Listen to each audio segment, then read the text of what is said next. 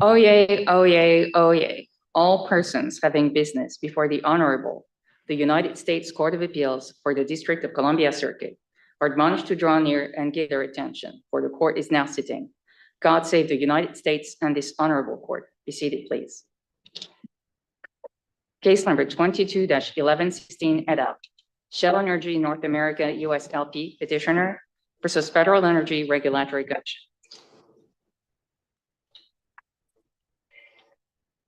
Morning, Council. Mr. Angstrom, please proceed when you're ready.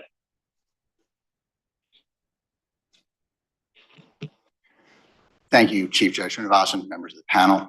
Mobile Sierra requires FERC to presume that voluntarily negotiated contracts contain rates that are just and reasonable. And to overcome that presumption, FERC has to find that the rates seriously harm the public interest. Here, FERC agrees these were contracts freely and fairly negotiated between sophisticated counterparties, so Mobile Sierra applies to them.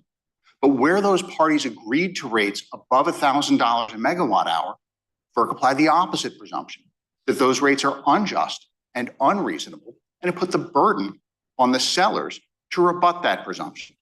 FERC's orders conflict with Mobile Sierra for both reasons, as the Supreme Court explained in Morgan Stanley and NRG Power Marketing.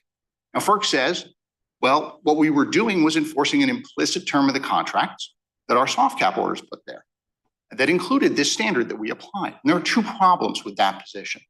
First, it's not what the orders say.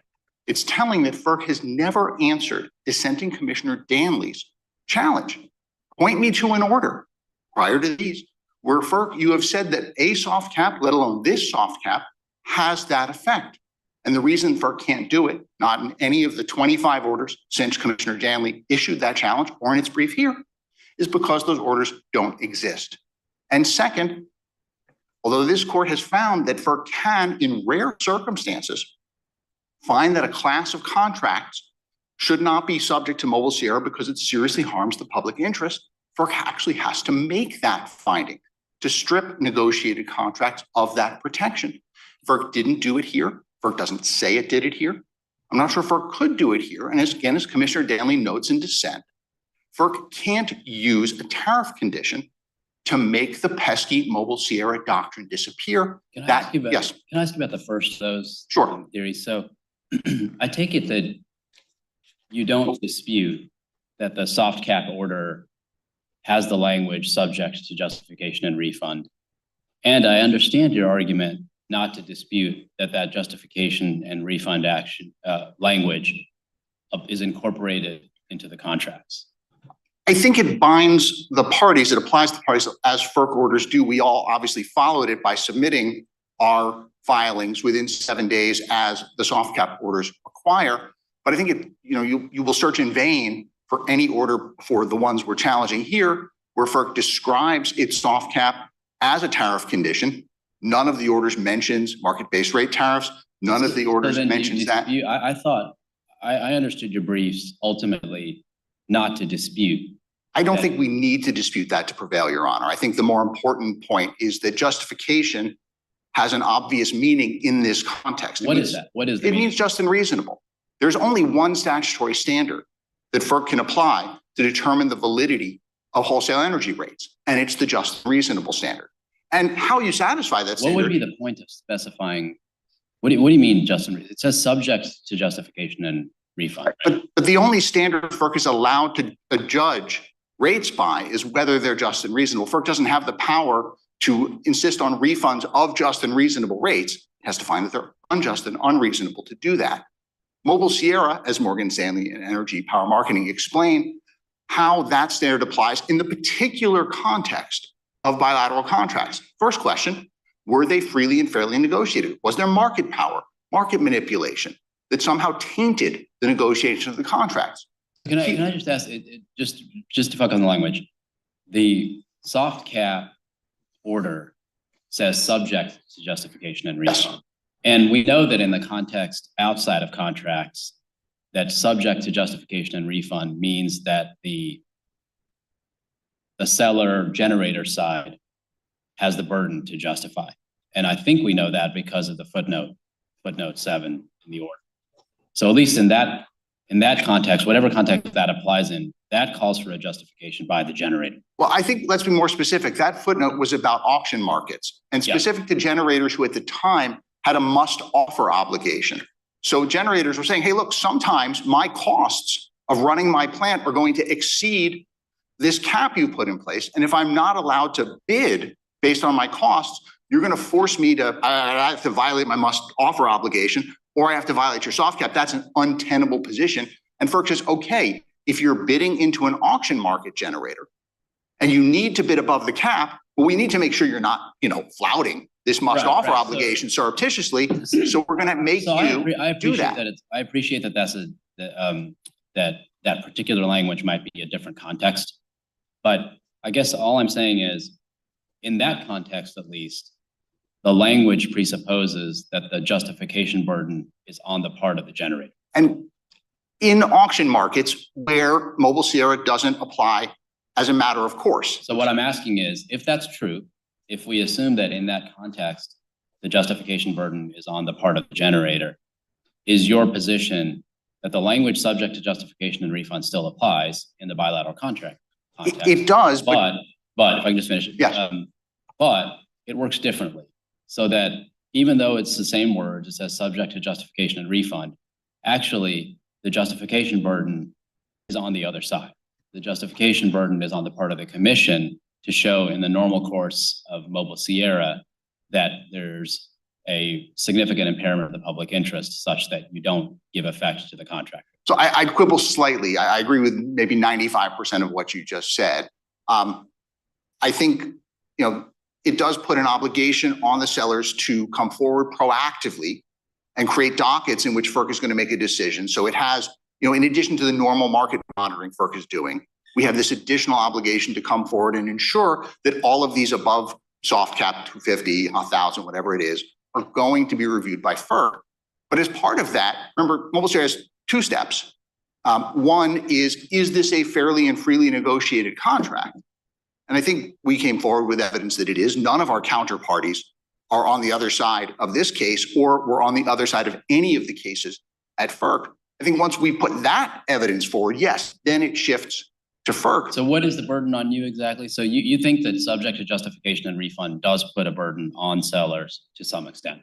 To some extent, but Your Honor, what is it exactly? I think we had to come forward with evidence that these are in fact the kinds of contracts that warrant Mobile Sierra protection, that we don't have market power, that no manipulation occurred.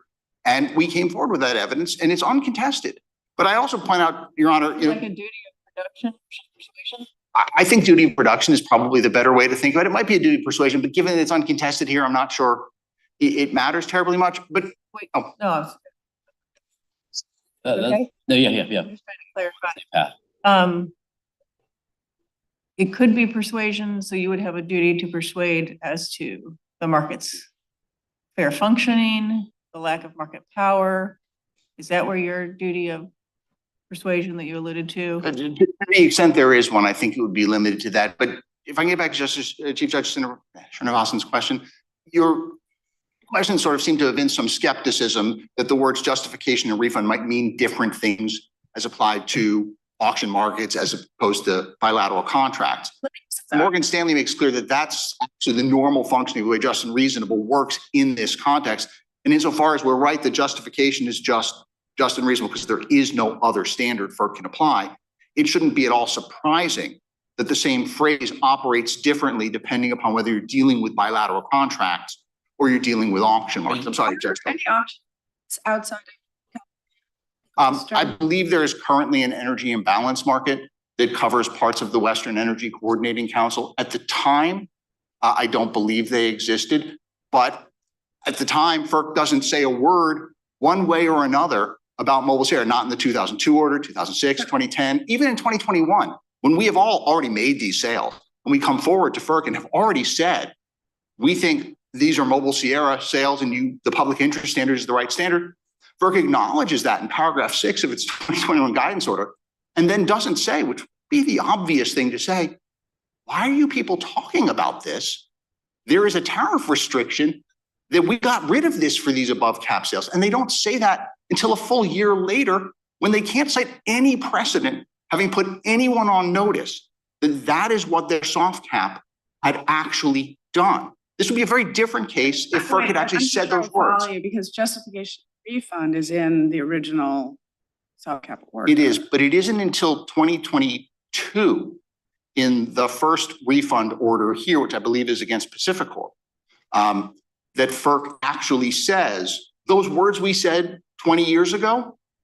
What we meant was they were a condition on your market-based rate tariff that had the effect of removing the public interest standard as the relevant justification standard and replacing it with a new justification standard that we spent 18 years refusing to tell you what it is until 2021. After the sales, we gave you 3 non-exclusive methods. Why isn't the better way to understand it is the standard justification model until the order broadening the types of justification was cost. And so then after, sellers and market participants advocated for other means, including index-based. So, I take you to be saying there's some kind of retroactivity here or some kind of lack of notice, but justification means cost-based justification until it means these opportunity cost plus index-based plus. But that's not right, Your Honor. Cost-based plus anything else. Energy Power Marketing explains that Morgan Stanley controls FERC itself. It explains the way FERC has to think about negotiated rates between sophisticated parties. At the time they make that agreement, it attaches. And it says FERC, you have to presume. To additional conditions and tariffs, and we have many cases where a condition in a tariff that is a market-based tariff is violated, and there's an enforcement. There can be. There is no prior case where FERC has ever tried to claim that by putting a condition in the market-based rate tariffs, it is displacing mobile Sierra protection and replacing it with something else, at least not without actually going through the public interest finding in the setting up of that condition, which it did not do here. Is a public interest finding required in a hard cap violation? I think so. If FERC had wanted to say, we are going to prohibit sophisticated parties from agreeing to transact at rates that they think are appropriate in marketplace circumstances, because we think they are harmful to the public interest, I think they would actually have to say that. Above a hard cap. To set the hard cap, to decide where the hard cap goes, yes, in the context of bilateral contracts, FERC would have to say, we are going to prohibit you, Judge Pillard, and you, Chief Judge Srinivasan, from voluntarily agreeing in your sophisticated business judgment that $1,200 is the right price for energy today, given current demand conditions and costs and whatever. To do that, to put that in place, FERC would have to find that we're doing that because we find that rates above that cap categorically, be one of those rare circumstances, quite frankly, categorically harm the public interest. That's why, notwithstanding the reasoned business judgment of 2 parties without market power and who are sophisticated, and Morgan Stanley explains to us, we need to presume that those folks know what they're doing and are going to agree to just and reasonable rates. You would have to make that public interest finding. So that's why I think we have 2 different ways of getting to vacatur here. Can I just clarify your response to Judge Pillard? Sounded like you were saying that FERC would need to make that finding in imposing the hard cap, but once a hard cap is in place and unchallenged, and then yes. Contracts it. Just want to make clear. Well, yes, and as we agree with Commissioner Danley on this one, that if FERC had imposed a hard cap, there would be unenforceable contracts. Mobile Sierra doesn't apply to unenforceable contracts. But again, the hard cap would have to have been put in place in the correct way. Why can't a soft cap have a soft cap would also legal implications for your agreements over the soft cap? I think in this where I said I think we have 2 different arguments here. One is if FERC actually had written an order that said, we are imposing the soft cap, and as it applies to bilateral contracts, that means everybody should know that if you sell it above our soft cap, we are going to make the seller justified. Ideally, they would tell us how they would approach that justification, but we are going to make the seller justify that. We are not going to presume them just and reasonable. Well, we would have had litigation about that. And we think Morgan Stanley and Energy Power Marketing say FERC could only do that if it found that we need to do that and strip this protection because we're concerned or we have reasoned basis for concluding that those contracts seriously harm the Would it public make such interest. a finding consistent with the existence of a soft cap?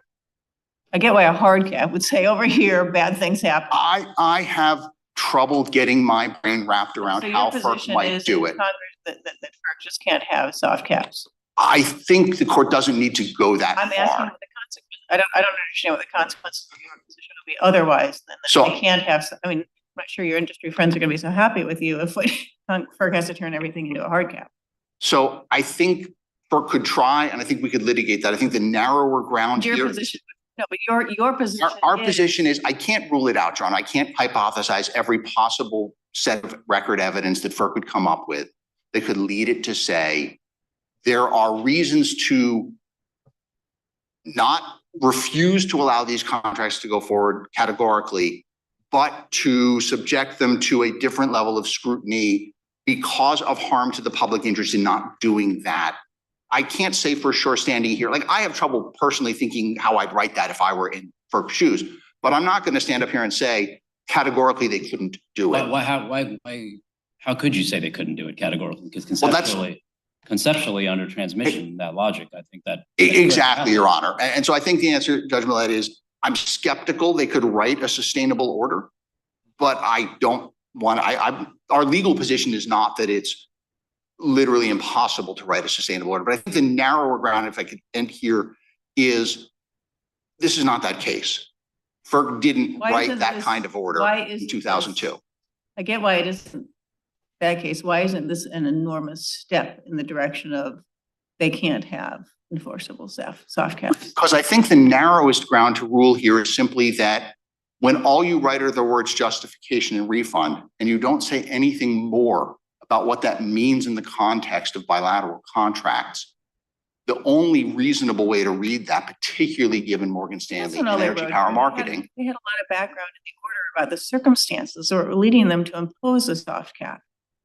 The dire circumstances, the extreme demands, the price spikes and the harms that causes, the diversions between different markets, the provision, the incentives to build better generation. I mean, they have a whole background section about the problems that cause them to have, hard cap in CAISO and a soft cap here. It's not enough. It's not like they just came in and said, hey, today is Tuesday, let's try a soft cap and we'll have justification and refund. There was a lot more going on. There was a lot more going on, and virtually all of it, as you mentioned, is specifically in the context of bidding markets. FERC didn't turn around and say, notwithstanding all of that, if two sophisticated parties, absent market power, absent market manipulation, voluntarily agree to a higher rate, because that's what they in their sophisticated judgment think the circumstances warrant, that we are nonetheless going to proactively say that those rates are nonetheless presumptively unjust and unreasonable. That's a radical departure from Mobile Sierra's normal approach. And it would be, I think it is the kind of thing FERC would actually have to say in an order if it wanted to do that. In the soft cap order, everybody's litigated this case on the understanding that the soft cap order applies to contract prices, and including you. Yes. But the language speaks in terms of bids. Where is it? Why is it that I'm not meaning to dispute the proposition, but I'm just curious. Why is it that that language that refers to bids, and that's what is your answer to the footnote 7 in the order. Why is it that it applies to prices? How does that come about? FERC described its order as applying to all spot market sales in the WECC. And you don't dispute that? We don't dispute that FERC applied this to reach all spot market sales. These are spot market sales. We're not contesting that it applies. We're just saying the justification in the context of bilateral contracts has the meaning that Mobile Sierra, Morgan Stanley, and Energy Power Marketing say it has to have as applied to them, even if it means something different elsewhere. This is what I was trying to understand earlier. I don't think your position is that justification means you apply the Mobile Sierra presumption, because you think that justification requires you to do something that in the normal Mobile Sierra context you wouldn't have to do. It wouldn't be absent the tariff and absent the soft cap order. I don't think that parties who enter into a contract, every time they enter into a contract, have to show that there's no market manipulation, that the other things that you said, that you have a burden of either production or persuasion at the outset. You're right, Your Honor. And that's why we think this So- actually does some work, even as applied to bilateral contracts. At the time FERC put this into place, carriers or sellers that had shown that they lacked or had mitigated market power and could sell under market-based rate tariffs had to provide quarterly reports. Now, FERC would investigate those, and FERC could then sua sponte open a proceeding if it wanted to, if it saw something in the data that was troubling. But here we have an affirmative obligation to actually open a docket ourselves as sellers, which we don't do when we just submit the quarterly reports. And FERC is going to call for comments. We got comments, not from our counterparties, but from interested parties, and is going to issue a decision. It lets FERC proactively monitor individual sales in a way that the regime it had set up more generally for market-based rate tariffs didn't apply. And what is the practical difference there? Because even if you didn't have what we're talking about as an affirmative obligation, FERC could still, for every single contract, do the same thing. They could reach out to the seller and they could say, hey, we need the following information because we need to make sure there hasn't been manipulation and there isn't an onset of market power that previously at the time of the market-based rate tariffs grant appeared to be absent. What's the practical difference between the Mobile Sierra world absent the soft cap order and the Mobile Sierra world with the soft cap? I think the practical difference is it takes that burden off of FERC.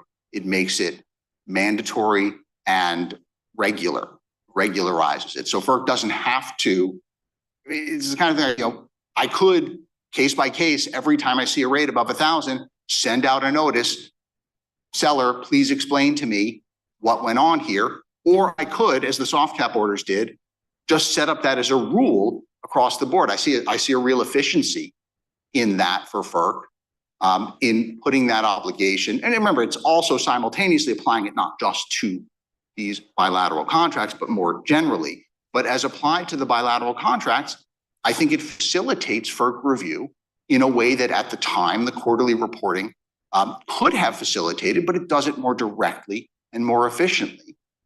We came forward with our justifications. Nobody disputes that these are free and fair contracts. Our counterparties are not complaining. And FERC nonetheless concludes that the two of us, or the manys of us in the various contracts, nonetheless agreed to presumptively unjust and unreasonable rates.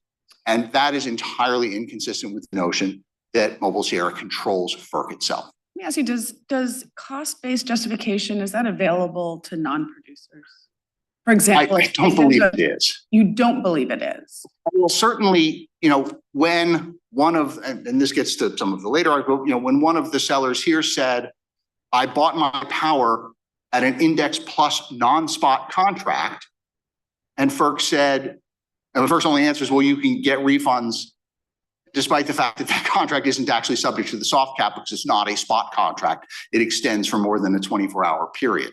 So that's one case where there was evidence that the actual cost to purchase was above the index price, and yet FERC didn't really grapple with that at all. So I suppose there ought to be a way, if we're not going to be in the public interest world, for sellers to say that I purchased this power out of my I fulfilled this order out of my portfolio, which includes a mix of longer term and spot purchases, and my price for this was in excess, but FERC didn't seem to care about that here. I don't think in the normal course I think in the normal course, at least it's explained in the 2021 order, FERC seems to describe the cost as the cost of production and not the cost of purchase. So I don't, you have to ask Mr. Editor, but I don't believe FERC thinks that the cost justification approach, the cost of production justification approach applies to anybody other than generators. And that's not something, so you're willing to give that up? As I said, I think in the specific context that we brought up in our brief of a sale that was a non-spot sale at Index Plus, FERC's only answer is, well, you'll get refunds there too, is not a valid answer. No, I recall that, but just more generally, if there is a situation in which the only power that your clients can find is above, it's above index, and then, or with whatever reasonable adder is above index, that's not a justification that you would think is available to you to say, well, we were responding to this very overcharged market, and This, I think, surely we have to at least be able to recover reasonable return. So this is, I think, a difficult position we're in because we spent 18 years with FERC refusing to give us any indication of what could satisfy. And now we have a non-exhaustive set of 3. So I do think the justification you came up with is a perfectly valid one. It's not one listed in the guidance order. Certainly it can't be. Wait, it is listed in the guidance order, isn't it? Well, Cost-based? There is a particular variant of it, but even I think this is, to be a non-exhaustive list, we need to be able to come forward, again, if we're in and outside the public interest world, we need to be able to come forward with justifications that differ from the 3 non-exhaustive ones. Otherwise, it's an exhaustive list. And I do think it would be a possible justification for a seller to try to say exactly what you said, that this is what the cost of power, because the other alternative is that during times of crisis, these marketers just leave the market. If the only thing these marketers can do is buy and sell at the index, because FERC is demanding a level of proof that nobody could come forward with, these are risky transactions. There's a risk of non-performance. There's a risk that the transmission won't come through. There are massive liquidated damages that are normally part of this. These sellers are just not going to participate. What is there? I mean, they're, other than a kind of financial actor, arbitrage, trying to sort of understand the market better than others. I mean, they're not producers. They're not transmission owners. They're some kind of intermediary. They're intermediaries. You're right. And I suppose a utility, the sort of end purchaser of the power, could bring all that in-house and could do all of this work itself, reach out to the various potential sources of supply, arrange transmission to the various points in the various quantities. But it's not uncommon in complicated businesses to outsource those functions to somebody who specializes so in it's that like role. A broker. It's a broker. I think that's a fair, I suspect the people who do it might chafe at that. Yes, I'm sure. But between us, I'm good with that, yes.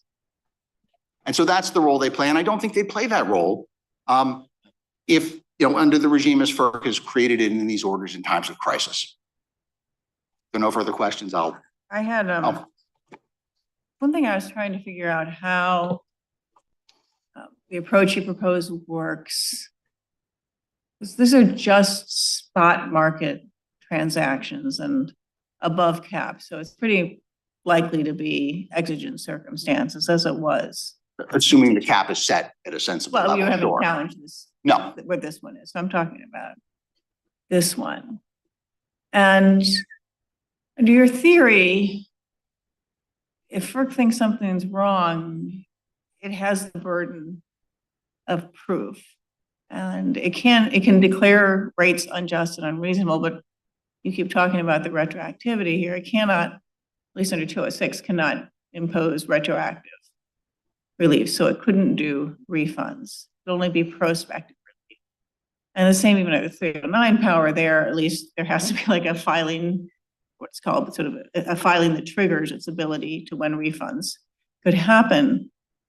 None of that makes any sense in sort of an emergence spot market. There's no way that FERC could ever give prospective relief, nor could it make a sort of a 309 filing in time that would allow it to order refunds, because these things are happening so fast and usually for short periods of time.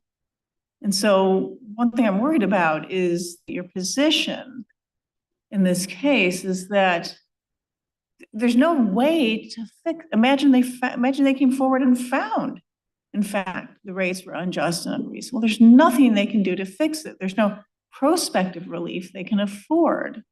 And your position walls off any retrospective relief. Maybe I'm just misunderstanding. So tell me. So I think there are two possible reasons why prices could spike above the soft cap. One is, as was the case here, there's extreme weather events and extreme demand. But market power and market manipulation is another way in which prices can spike up. Not happening here. I want to be very clear about that. In that context, FERC would find that this was not a freely and fairly negotiated contract. Mobile Sierra doesn't apply to it. And we would be in the normal, just and reasonable world. Or FERC They'd could be able to find, order refunds. we're not challenging the ability to order refunds on contracts that exceed the soft cap where the appropriate justification standard isn't met. We are not challenging that. From under the actual contracts themselves. Under the, yes, we have not challenged that aspect of the, we agree that if Which they FERC apply, authority would it be? Would FERC be exercising? we have not taken issue with that. I suspect it would have to be 309. I suspect we, 309 requires that there be either a complaint filing or something, or initiation by FERC itself. And that's what sets the refund. I don't have the terminology, but the refund sort of date. And they're not gonna be able to do that fast enough in the spot market unless they are sort of sitting there instantaneously, lobbying in filings, which they're not gonna do. So I still don't understand. so we are not, They can contract to a third option that allow them to order. we are not contesting for purposes of this case, and I suspect would not contest more generally, but Just explain just how it works. I think for purposes of this case, we have accepted FERC's contention that insofar as there was, a carrier or a seller, for example, refused to submit its transaction reports, that would be a violation of the soft cap. Problem. I'm talking about, imagine, it's exigent circumstances here, but say a seller, and this is hypothetical, I'm not suggesting that it happened, and there's, to be clear, no one's put evidence on this record that it did, but it's not uncommon that there are at least concerns raised in extreme circumstances about people holding back and price gouging when demand is so high. And so if price gouging was happening, but it only happened for a few hours on the hottest day, and there was no time for FERC to have made a 309 filing or anybody else. So we did make our 309 filing. We made a relevant 309 filing in the market-based rate tariff. FERC has also issued an order. Our view is that its orders are enforceable, whether we treat them as conditions on the tariff or we treat them as orders that bind us as sellers. If they applied the justification standard correctly and found that the rates were unjustified, price gouging and withholding, then under the soft cap orders, either because they're orders of FERC that we have to follow, issued before the sales. On those very contracts. On those very contracts, yes. And that would just be a matter of I think it would be the tariff, not 206 or 309? It would be, well, 309 is the way this court has said FERC enforces the terms of our tariff. So it would be 309 in that context. I think 309 is probably. 309 normally requires a filing which defines when refunds. That's 206. I believe that's 206 with the refund effective date. Okay. So 309 is the authority, then and FERC cites a number of cases in its brief. Okay, then that's what I've got. Yes. So 309 does not require anything like a refund effective date. No. So just to make sure that I'm following this exchange, what you're saying is that under the soft cap, if there is evidence of market manipulation that FERC could enforce and obtain retrospective relief, but the level of showing would have to be public interest under Mobile Sierra. And in that case, section 309. No. I think you're mushing together two different things. At the front end, we need a freely and fairly negotiated contract. And so Morgan Stanley talks about how market manipulation by a particular seller might have a causal connection to a contract in the way that made it not freely and fairly negotiated. So Mobile Sierra wouldn't need to be overcome, it wouldn't actually apply. But if we have a freely and fairly negotiated contract, so this sort of fights for hypothetical, Your Honor, because there wouldn't be the market manipulation, that's when the public interest standard comes into play. What if there's a freely and fairly negotiated contract between two actors, both of whom would benefit, but they are collaborating in some exercise of market power for their benefit, leading to a rate that's way out of line with the public interest. So free and fair, it's throughout the cases, including Morgan Stanley, that just because something is bargained doesn't, and even if it's bargained by an actor who has ex ante been deemed not to not have unmitigated market power, nonetheless, you could have an instance of an exercise of market power, market manipulation, or are you saying you couldn't? I did read your briefs partly to be saying, no, once we're deemed to not have market power, that's it. Well, no, that's the reason FERC proactively monitors it and looks for changes in circumstances that could lead to the exercise of market power. But Certainly, I it take could you, possibly even be that, the I take case. you to be, or correct me if I'm wrong, I take you to be looking at that more systematically. If a seller is then going to be rendered ineligible for bilateral contracting, or if it's eligible, but you don't look at transaction-specific questions of I think it's baked into the Mobile Sierra approach that you do have to look at individual transactions. There are certainly proceedings at FERC that are looking at individual transactions and whether, for example, market manipulation caused a particular contract to come into. So when you were saying I was mushing two things together, I'm not sure. I don't think the public interest, the question of, was I manipulating the market? Did my market manipulation cause you and I to enter into this contract?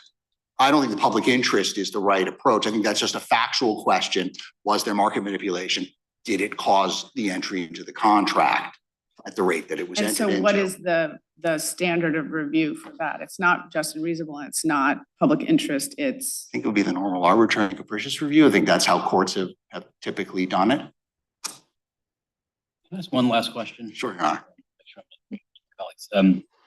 So Morgan Stanley talks about a middle option, and the middle option that Morgan Stanley spells out is, and it says that this is something that the courts of appeals have authorized, a contract that does not allow the seller to supersede, I'm looking at 534, a contract that does not allow the seller to supersede the contract rate by filing a new rate may nonetheless permit the commission to set aside the contract rate if it results in an unfair rate of return, not just if it violates the public interest. So that's a Memphis clause. I think you're referring to that part of the Yes, opinion. exactly. Yeah. None of these contracts have that. Right. So I guess what I'm wondering is the upshot of it may not have a thing that can come to known in the industry as a Memphis. Actually, I don't think that's a Memphis clause because it says this middle option is between Mobile Sierra and Memphis Light. Okay. And so it's a contract, and I think that's, as I understand this. I grab the opinion so I can read Sure, it. sure. Yeah.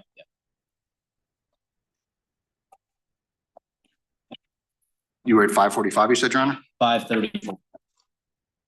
I think the Memphis clause is when you contract out of Mobile Sierra. Yes. And what Morgan Stanley is describing is a middle option. And I understand that middle option to be essentially what we're talking about in this case.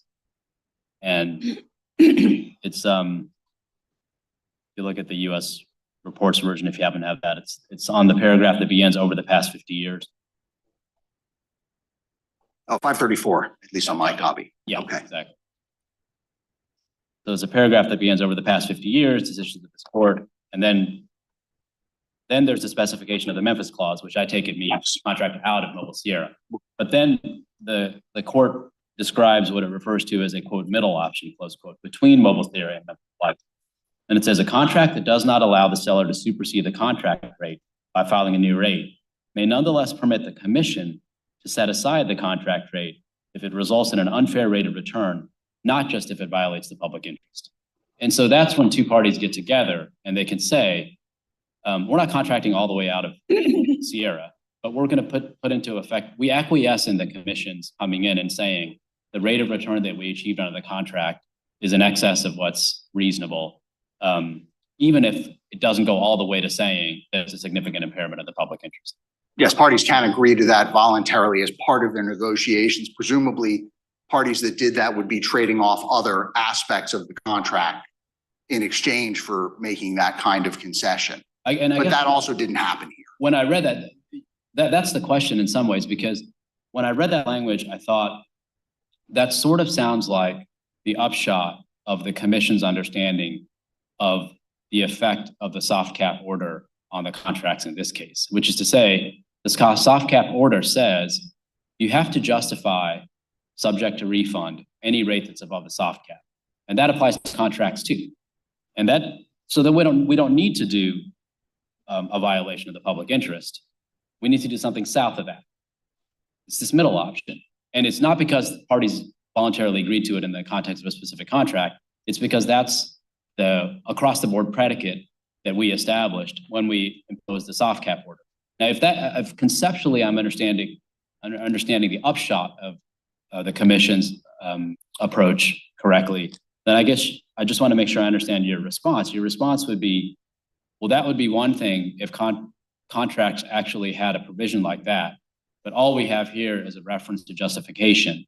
And when you look at the reference to justification, it wouldn't be thought to encompass this kind of provision. It's something less than that. And in order to overcome the normal operation of Mobile Sierra, you need something that speaks more specifically to contracts. I think that's right at the first level, that if FERC had wanted to say, we are imposing this clause on parties to future contracts, notwithstanding their preference not to include that clause in their contract, they would have had to say that much more explicitly than they said that here. And then I think at a second level, I think to override prospectively the future decisions of freely contracting parties, they would have to justify imposing that clause consistent with Mobile Sierra. But once justified, then they wouldn't have to keep re-justifying it every time they later applied it.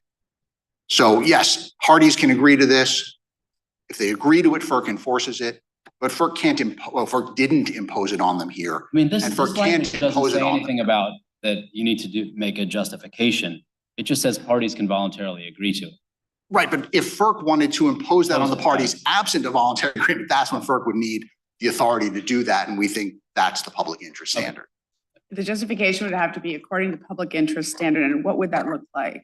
I mean, there was justification for cap initially, presumptively a hard cap and soft cap, but none of that, I take it, in your view, constitutes the kind of public interest justification that would be required ex ante?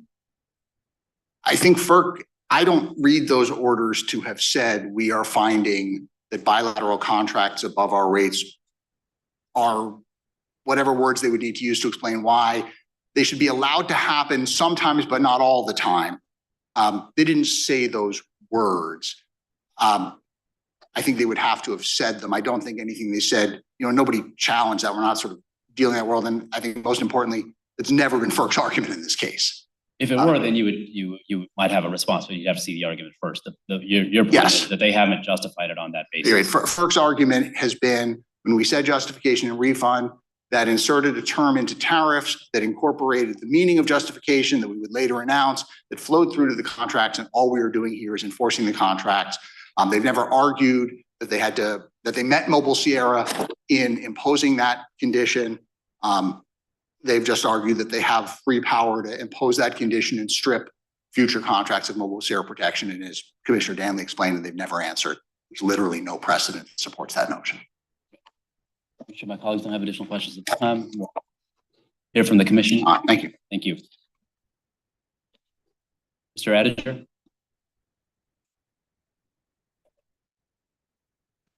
Hey, police the court. I'm Scott Ediger, appearing for the Federal Energy Regulatory Commission. Thank you for hearing this case this morning. Judge Srinivasan, I want to go to your colloquy at one point about the commission did find that in the footnote 36 to this shell rehearing order, paragraph 16 at JA 1199, that these contracts here are presumed to have incorporated the lawful terms and conditions. I think that goes to the colloquy you just had. And now I would like to back up and discuss some of the history, the procedural history, and first address why sellers here had notice of the proper standard that the commission applied for the soft price cap. And then I'd like to move in to discuss why any other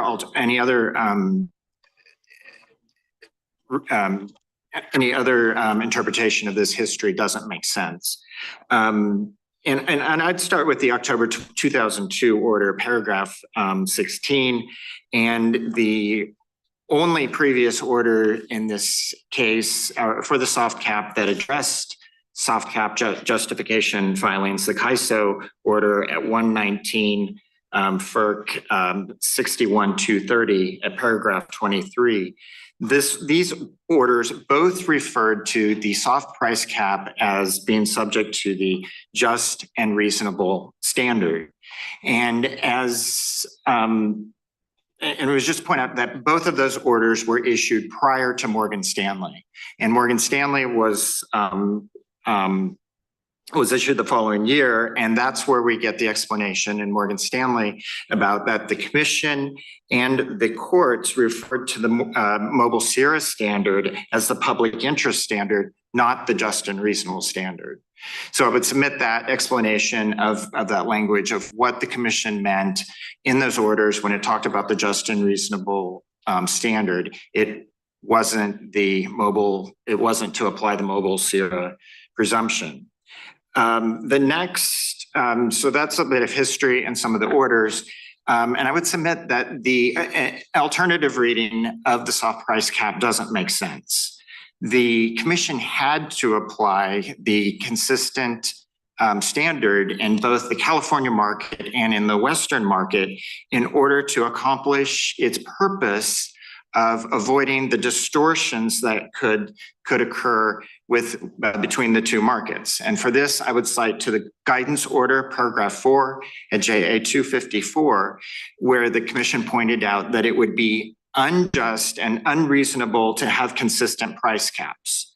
And that You mean inconsistent? Inconsistent price caps, exactly.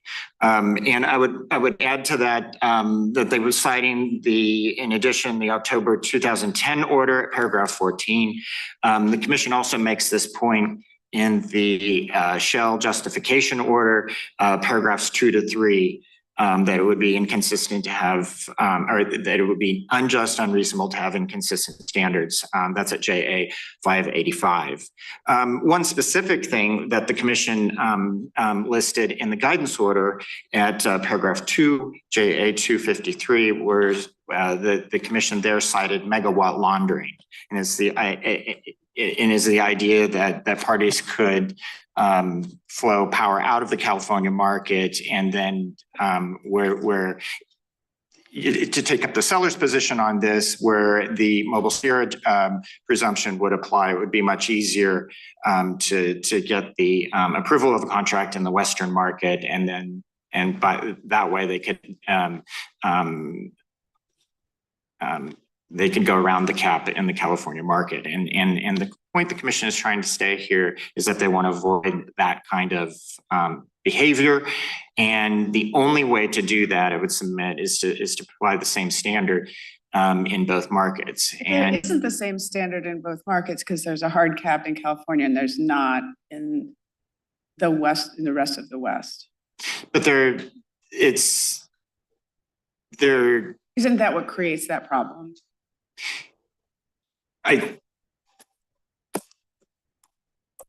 They're both subject to the 1,000 cap and Soft cap, but then isn't there a hard cap in California that there isn't elsewhere?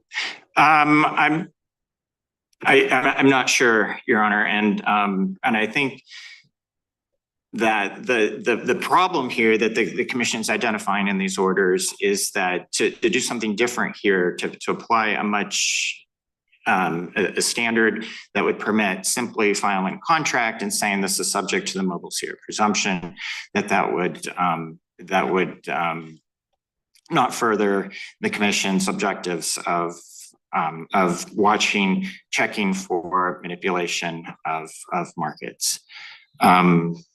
Isn't the normal world with Mobile Sierra one in which we have two different things going on, where with bilateral contracts, the contract rates are presumed to be just and reasonable. That's the whole point of Mobile Sierra. And so it does seem like it's not altogether anomalous to have a world in which the soft cap applies differently depending on whether it's a bilaterally negotiated contract or another world, because that's just the world in Mobile Sierra. But here, the sellers are operating under the market-based rate authority, which allows them basically to enter into contracts that don't have to be filed with the commission. And in order to enjoy those benefits, they agree to the conditions that exist, and that's the commission's footnote 33 of the Shell rehearing order, which but I guess it just begs the question of what is the condition that exists, because I don't think the other side disagrees that there is some condition that exists, that justification and refund is a condition that exists. And the question is, what's the content of that? And just saying justification and refund doesn't necessarily mean that even in the world of bilateral contracts, that the normal mobile Sierra imbalance in favor of contracts doesn't continue to exist. Well, I'd submit that it doesn't, because I think I heard my friend for the seller say this in his presentation, that the mobile Sierra perception doesn't exist in the organized market in California. And so the problem is that it doesn't make sense to read these orders as permitting two different standards, one in California and one in the Western market. And they say that's also in the reply brief at page 4 to 5. So in this instance, with the only reading of these orders I would submit is that the commission signaled that it was not going to apply the presumption, the mobile Sierra presumption, in its justification and refund analysis of the soft price cap. How is this situation before us relevantly different from Texaco versus FERC, where there was a generic contract clause compelling both parties to comply with applicable commission regulations and the performance of the contract, and we held mobile Sierra applied, and there wasn't any sort of superseding specific duty? I think that what's going on here is the condition of the market-based rate authority. And the sellers here don't have any statutory right to that, to exercise market-based rate authority. And they have voluntarily agreed to comply with those provisions when it exercises that authority. And in fact, the commission could not have the market-based rate program without these conditions. So I think that's the difference here. And what the commission is saying is that these conditions are part of the contracts and that's where I started my presentation. These parties are presumed to incorporate all lawful provisions in its contracts. And and we see that from section 5 from the Shell tariff. I asked the same thing of Mr. Engstreich. What's your position on whether a seller marketer could use the cost-based framework in the guidance order to justify above cap sales? If it could establish, for example, that it had to purchase electricity at above cap prices and then resell them at above cap plus, some kind of profit for itself. I'm unaware of the production is the cost of production of electricity. I'm aware of that they could use that provision, but the commission was very clear in the guidance order that there could be other methods of justification. They just haven't done anything like that here. So you're saying you wouldn't rule it out. You'd want to look at the context. I think that's what the commission is saying in these orders. And again, what the sellers did was to rely on the commission's index methodology, and which was a methodology to justify prices up to the index because that was indicative of supply and demand conditions and a competitive market. But the problem here is that sellers didn't provide any evidence of anything above and beyond the index price. Is it reasonable though? I mean, the logic of an index price is a weighted average of transactions. And in including particular transactions in calculating that average, you're always going to include some that are above average as well as some that are below average. And I take the seller marketers here to be saying, well, then those are presumed to be valid and reasonable, but then you turn around and you say, well, anything that's on the upside of the inputs to the index are unjust and unreasonable, and anything that's at index or below is just and reasonable. And there just seems to be a logical tension between the basis for the index as a legitimate benchmark and disqualifying certain transactions that are inputs to that index. I would just say this about that, Judge, that this isn't a disqualification. The index methodology didn't disqualify per se any sales that were submitted. It just didn't justify any sales that were above the index. And what I'm saying and what the commission has said in these orders is that if the sellers want to come up and file some additional authority, some additional explanation of why above index prices are justified, they're free to do that. But that didn't happen here. So I don't know that there's really a logical flaw with relying on these indices. What the commission was saying was that the indices are by taking a mix of transactions and resulting in a weighted average, that is good evidence of how a competitive market behaves and supply and demand. And so that's a good benchmark for the commission to use.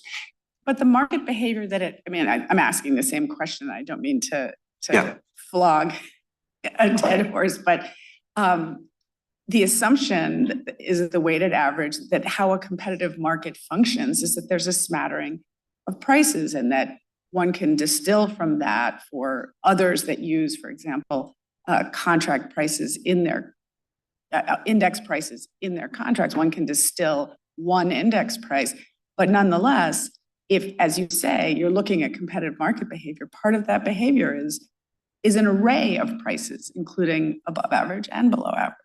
I think I would agree with that, Your Honor, and I wouldn't stand here and cite the index as the reason I would discount an above index price. I would say it's not sufficient to justify. Exactly. Which is show me something else.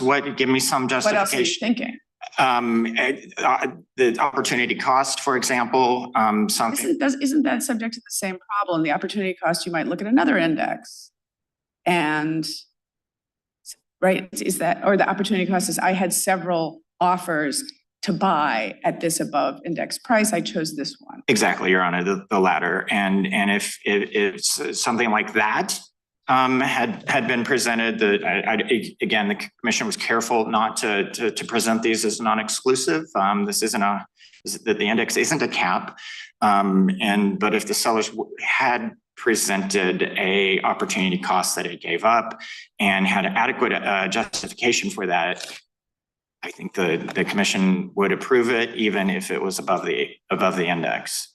But again, the point of what I'm trying to say there is that would be a different methodology, a different framework than what the commission definitely found that would be adequate in this case, which is the index methodology. I have a separate question about some of the sort of smaller challenges here. How does it work for FERC to subtract liquidated damages from refund order? So is this something that arises only where a seller is able to perform a contract in part but unable to perform and therefore incurs liquidated damages in a different part of the same contract? I'm trying to understand what's being offset against what in the liquidated damages offset. So the commission addressed the liquidated damages, and as the commission did say that the offsets were provided. So I think the commission adequately addressed this, but and this is at the TransAlta rehearing order, paragraph 33, JA 1365. And the commission clarified in for example, the Brookfield rehearing order, paragraph 44 at JA 1290, that the sellers can deduct liquidated damages. And my understanding is that this would make them whole, and so that they wouldn't. Right. My question is how that works. If I were a seller and I completely was unable to perform, and so I'm subject to liquidated damages, there's no above index price that I've earned to offset against, right? Because I haven't earned a price. I've actually completely defaulted and I have to pay liquidated damages. So I'm just trying to understand the mechanics of when the liquidated damages are offset against some income, that revenue that I have as a seller. It has to be within one transaction, no? maybe this is something that Mr. Engstreich is going to be able to answer more clearly. Yeah, beyond that, I don't think I know, Your Honor. I just know that citing the orders, the provisions that the commission provided for address this concern. And so that's why we think that the index is adequate as representative of scarcity, incorporating scarcity and risk that they talk about in addition. That's why the commission found the index to be an adequate measure of those. So you, just shifting gears again. So if the sellers are correct that that the soft cap is subject to Mobile Sierra unless it's successfully in their contracts, that would be something that was present ex ante. Are you arguing that they are making a collateral attack on the orders based that the Mobile Sierra argument is a collateral attack because they should have raised it to challenge the scheme as soon as they were on notice that their market-based rate authority was going to be limited? We did not present that argument in our brief, and I don't believe the commission did. But I think that is one way to resolve the case. I think this is a collateral attack, but we didn't present that argument. But I do want to be clear that our reading of the orders is that the commission was clear that the Mobile Sierra presumption wouldn't apply to the soft price cap. And you think it was clear because of the words subject to justification and refund? Well, the words just and reasonable, that just and reasonable were used in the October 2002 order, and again in the where's that? Yeah, the October 2002 order, and also the July 2002 order. Where in the October?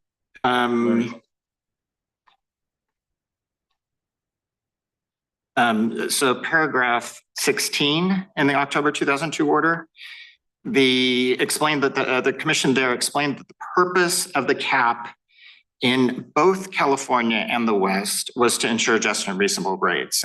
And what I'm trying to present is it does not make sense to read that language as applying one way in the California market and a very different way, more permissive way in the Western market. That just and reasonable language also appears in the CAISO order, June 2007, 119 FERC 61-230, which addressed the previous filings. And then I would just like to point out that Morgan Stanley comes after that and explains that the commission and the courts, when it uses the phrase just and reasonable, was referring to the ordinary just and reasonable, and referred to the public interest standard as the Mobile Sierra presumption, which is something different. So FERC in the order dealing with Tenasca, FERC claims that Tenasca would have been entitled to refunds of above index prices that it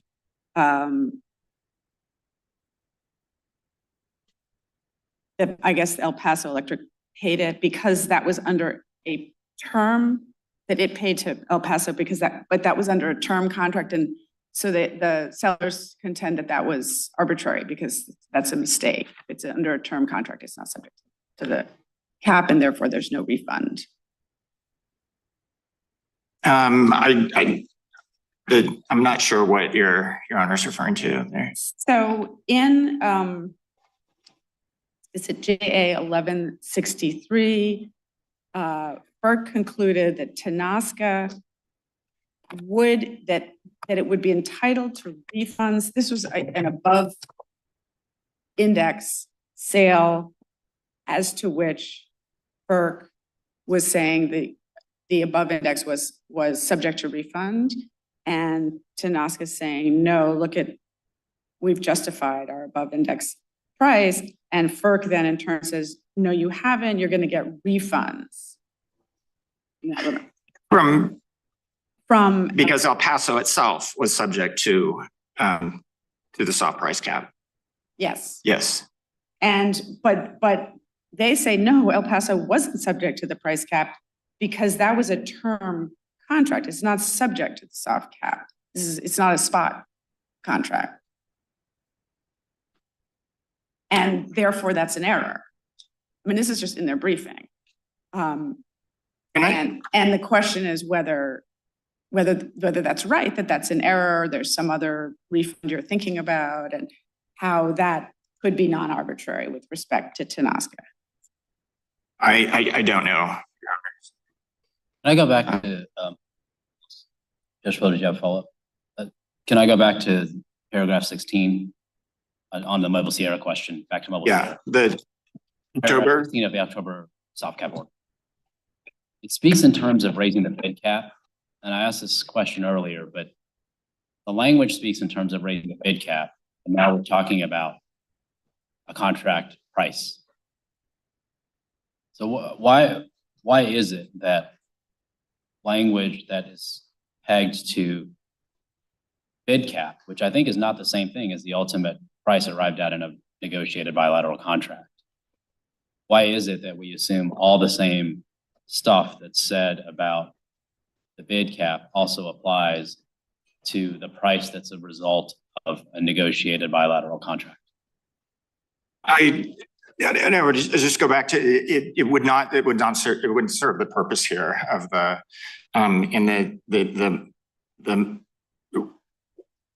alternative is for the Mobile Sierra presumption to apply in the Western market, which would be much more permissive, and it would permit the megawatt laundering that the commission cited in the guidance order here, also cited in the previous order, the July 2002 order. So I don't think there's any other way to read the October 2002 order other than that it was applying the same standard to both markets. And I would point out the CAISO order that I referred to from June 2007 earlier, those 4 filings for both the California and the West market, and the commission there clarified that they both, the soft cap applied to both markets to ensure just and reasonable rates.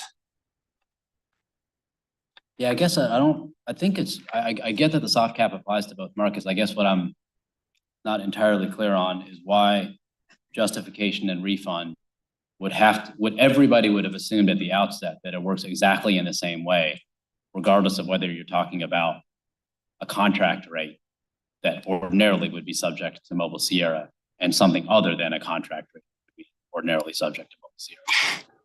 Again, the Morgan Stanley case tells us that that's the way the nomenclature was used at the time. So just and reasonable for a soft price cap in the West meant something other than the Mobile Sierra presumption, public interest presumption. So if it's obvious from the justification and refund and the references to just and reasonable rates in the soft cap order that Mobile Sierra would not apply to the extent that it was exceeded, then really one would have to see the seller petitioner's challenge as a 20-year too late collateral attack on the soft cap order. I wouldn't disagree with that. We didn't advance that argument, and the commission didn't state as such in the orders, but I think that's the consumer intervener's argument here. Yeah. How could you avoid that conclusion? I mean, it just seems like it all turns on whether it was sufficiently clear at that time that the relevant language meant Mobile Sierra is turned off. If it was, then yeah, you had to challenge it at that time. If it wasn't, then I don't even think you defend what the commission did if it wasn't clear at the outset. The commission issued the guidance order in this case, and to provide further guidance. Why it didn't make that finding, I don't know. I don't know that it was required to here, but I think that's a correct way to look at it. And can I ask you how your response to the dissenting commissioners hypothetical about any, the commission being able to order that any rate above zero is subject to a soft cap, and therefore Mobile Sierra is out of the picture. Your response to that is, I think I know what your response is, but I just want to hear you. To state the obvious, that's not what the commission did here. I think the point was that was the logical upshot of it. I don't know. The commission found that what the soft cap is a very reasonable is a reasonable condition, and for evidence of that, I would just point out that we do only have the one order that addressed 3 filings previously. So this is a rarely invoked provision, and so the thing the dissent is talking about with the zero price cap, that would be extreme. And what I just submit is that we've done the commission has not done anything close to that. What would happen in that instance? If there were a zero soft cap instituted, then I take it then at that point, it would be clear to everybody that the zero soft cap applies to bilaterally negotiated contracts. And so you would have had a challenge at that time and a back and forth at that time as to whether that soft cap was. Set it at zero? I think so. And I think that would be inconsistent with the market-based rate authority as well. So that's the nature of the market-based rate authority, is that contracts can be signed and without filing. But it sounds like a zero soft price cap would require each one to be filed. So there would have been a challenge at the time that a zero soft price cap was instituted, and that challenge, based on what you're saying, might have had a pretty darn good chance of success. I don't know about that. I think the commission had good reason to impose the soft price cap here, and I have no reason to think that it couldn't. But the upshot, I guess all I'm saying is, if a zero price cap had been instituted, the way that would have all gotten shaken out is that there would be a challenge at the time that it was instituted, and that would have been that challenge would have been considered. And here, by the same token, if there's a challenge to the soft price cap that's above zero, 1,000 or wherever it is, then the challenge should have been instituted at that time if there were a problem with the soft price cap, because everybody should have understood, just as with the zero soft price cap, that that's saying that Mobile Sierra doesn't apply for any values above soft price cap, whether it's 0 or 1,000.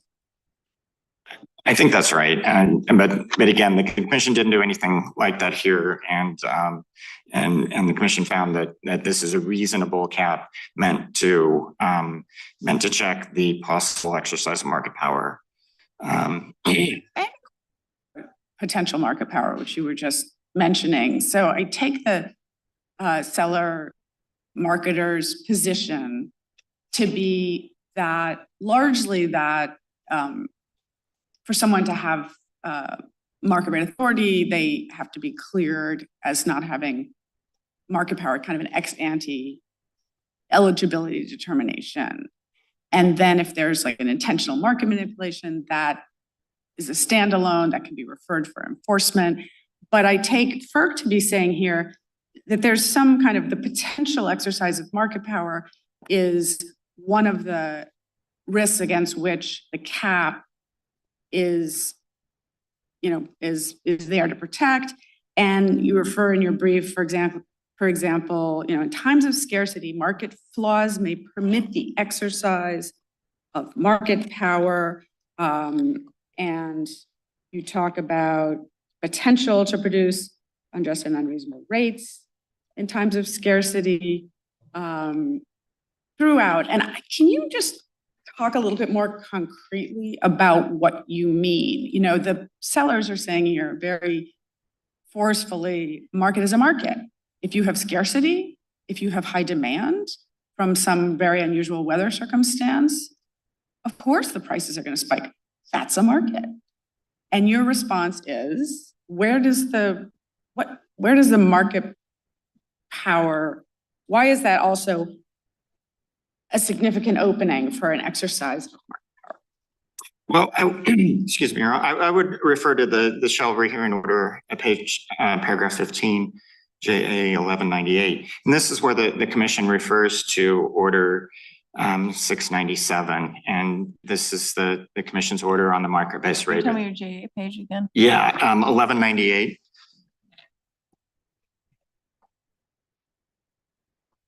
And this is the order where the commission adopted the language that is in section 5 of the market-based rates here, which requires sellers to comply with commission orders.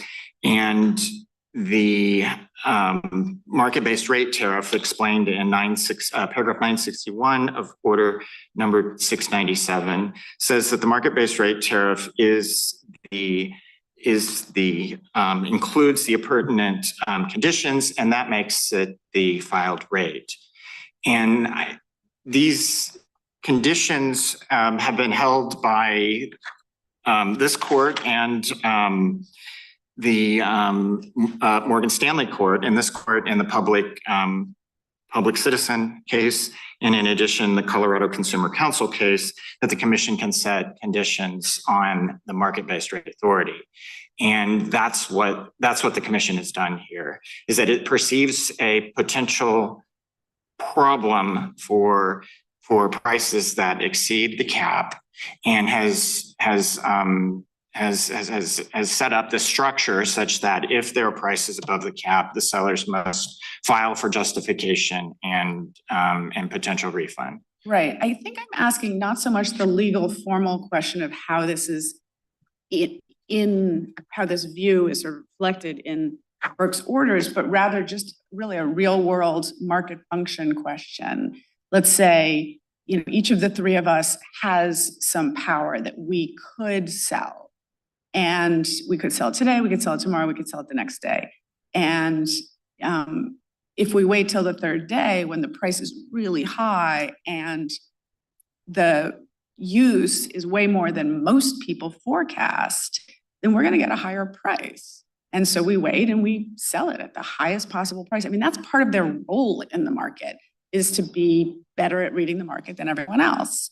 And there are people, there are entities, there are municipalities, utilities that really want the power that we have to sell.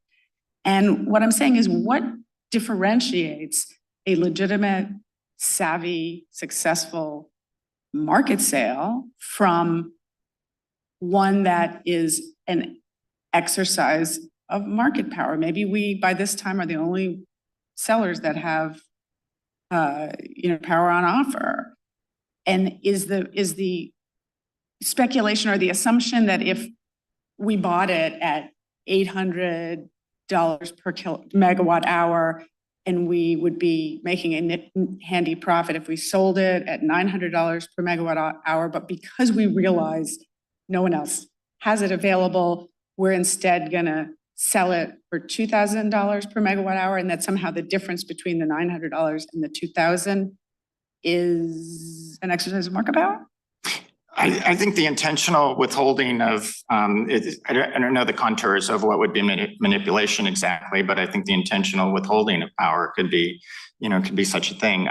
But it's just deciding when to sell power. I mean, I guess that's part of what I meant as a sort of economic and practical matter, trying to understand is the difference between choosing a profitable time to sell something that I own and withholding. Yeah, I'm not sure I can help with the specific contours of what would be considered manipulation, but that is what the commission is after and when it surveils the market-based rate program. So the commission here did not find any market manipulation or abuse of market power, but did find unjust and unreasonable rates, or at least unjustified rates. So the commission's view is, I take it, that rates can be unjust and unreasonable even in the absence of market power, correct? Or was it finding, or does it consider when it finds unjust and unreasonable rates that that's a proxy for something must have been going on manipulative behind the scenes? Which is it? I think what the commission was saying here was it found that the prices were not justified. Make them unjust, or just makes them makes them unjustified, and it makes them unjustified. The same as unjust is what I'm asking. I'm not sure. I think what the commission is saying is that they're inconsistent with the tariff. They're inconsistent with the tariff. They're inconsistent with the contracts that incorporate the tariff provision. They're not, it's themselves are not consistent because the tariff is a market-based one, and they didn't find that it was contrary to the market. They just found it was unjustified. But the tariff is limited. I think that's right. It's saying that for Not shown to be consistent with it. it's You're not, trying to say, you're saying it hasn't been shown to be consistent with the tariff. Or inconsistent with the tariff. well, it is inconsistent with the tariff because it wasn't justified here. The parties didn't for amounts above the But just index. to be clear, I just want to try to think what the commission found was not that these rates were unjust and unreasonable, but just simply that it was a sort of procedural failure, lack of information that left the world in limbo as to whether these were actually appropriate products of the market, the appropriate market-based rates, or they were unjust and unreasonable. Well, it found that any prices above the index, as shown here by the sellers, wouldn't be consistent with the tariff, or because they were not Are justified. they presumptively unjust? No, Commission said, no, we're not finding No. that either. they weren't presumptive. What is the commission's statutory authority to issue refunds for rates that are have unproven status under a tariff? I think the statutory authority for that is section 309 of the Federal Power Act 16. What precedent can you cite for allowing retroactive refunds like this? And not prospectively, refunds are retroactive, but like refunds, so that changing the rate that's paid for something under 309, absent a finding of market manipulation or market power. I would point to the Morgan Stanley case and the public citizen case, which stated that the commission can enforce tariff provisions, and this is a tariff provision.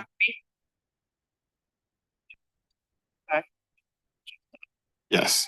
It said that on which page of Morgan Stanley said that?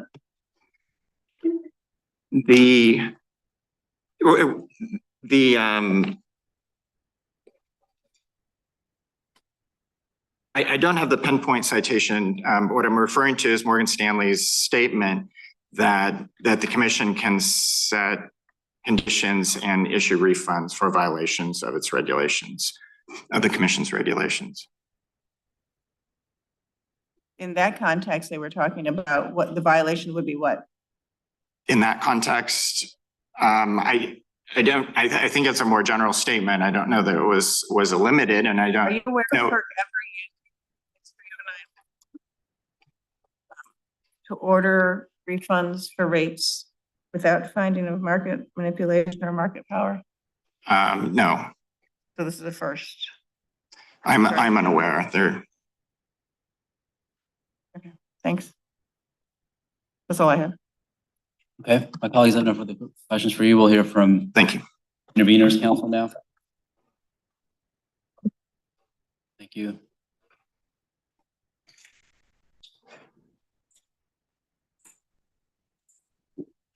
Ms. Maury.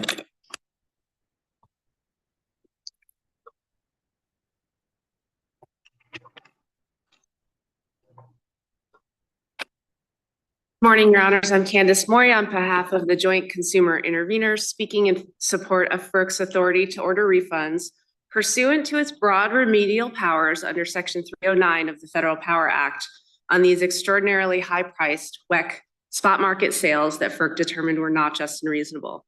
And first, FERC is entitled here to deference in its interpretation of the tariff, that sellers filed market-based tariffs incorporate the WEC price cap. Sellers are presuming that FERC can only order refunds pursuant to a Section 206 complaint, but they are just disregarding that that's not the construct, that's not the scheme that FERC has set up and approved for how it reviews these prices. Sellers' market-based rate authority is limited to the $1,000 per megawatt hour price cap by the longstanding orders, And sellers have always borne the risk of making sales above that price, knowing that they will be subject to a justification requirement and potential refund. And going to the questions earlier, if this were being brought under sections 206, FERC section 206 authority, well, FERC could never order refunds. There would never be a refund effective date that could reach these sales. And when asked on this, sellers, I don't believe, could really reconcile this question. They seem to say, well, then it would be section 309 authority. But the way FERC has set up this construct here, and this construct sets the bargaining table on which these contracts are being negotiated. Salt River Project noted in its markets below that that they are price takers on these days. And I think that is the market expectation that FERC should protect here. It's consistent with preserving the sanctity of contracts because the buyers are relying on their understanding that FERC will take a close look and will have their backs if needed. So here, sellers are really asking the court to ignore the fact that the tariffs came first with their conditions and limitations.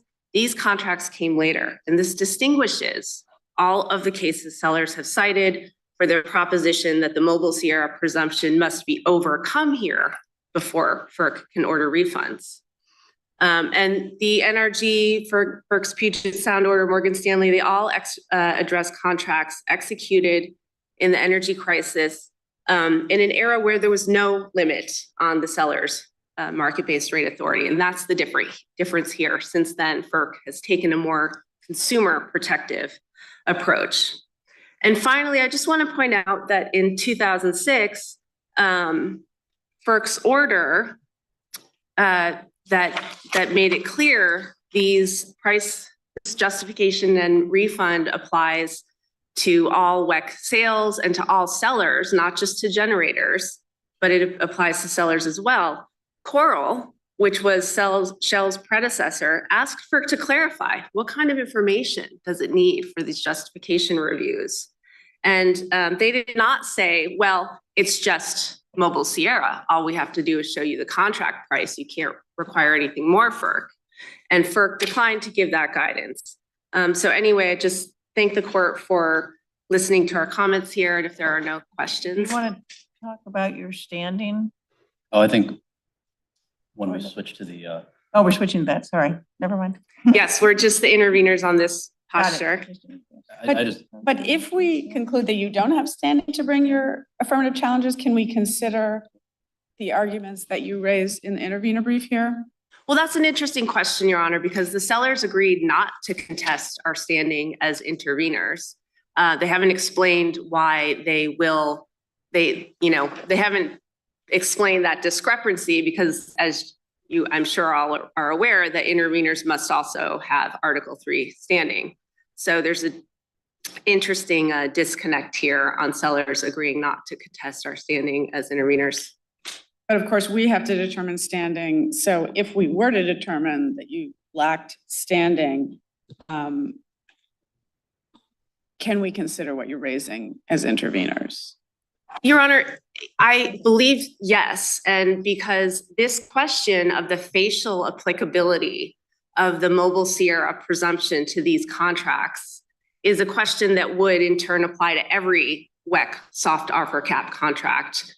It's not going to just apply to these particular set of 13, consolidated groups of transactions.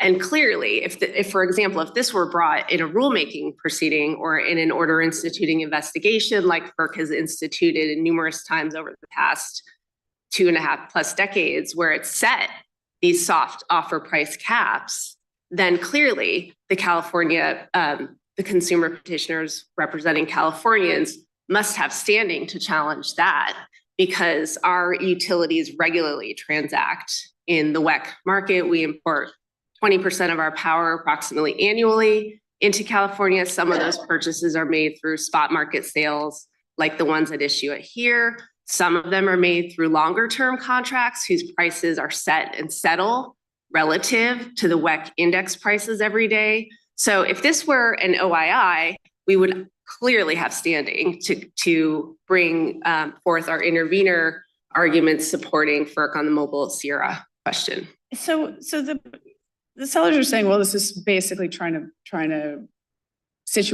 rest your standing on precedential effect. And it's a little, I mean, the way FERC orders operate, it seems like it has aspects of the regulation, former like regulation that you talk about, as well as aspects of sort of case-by-case application. How do we think about that? What's your best precedent for an order that is going to set the interpretation going forward being subject to challenge by someone in your client's position that's trying to generally represent the interests of consumers and purchasers? Well, I want to be mindful not to go too much into the consumer petitioner's merits case, because I believe we agreed not to do that. Yeah. But I'll just make one observation, which is I think that this actually is in part why we've made the point that this is a collateral attack that sellers are bringing now. They've asked for clarity before on how FERC would approach these justifications, because it is a question of facial applicability to these sales, to these prices, when the sellers make sales that exceed that pre-existing market-based rate authority that is limited. And I think, again, FERC's entitled to deference in how it's interpreting these tariffs to incorporate these soft offer caps. And that is also what distinguishes this case from the Texaco case, which you had asked about before. In that case, the court found FERC's interpretation was not reasonable, but it was looking specifically at that contract. The follow the law language in that contract was in a generic section of the contract, distinct and set well apart from the rate making sections. And I think that's a key difference here. And again, in Texaco and the other cases that the sellers have cited for when FERC has been vacated for modifying tariffs and contracts, FERC had accepted those tariffs, had accepted those contracts under settlement agreements, and then later was trying to modify them.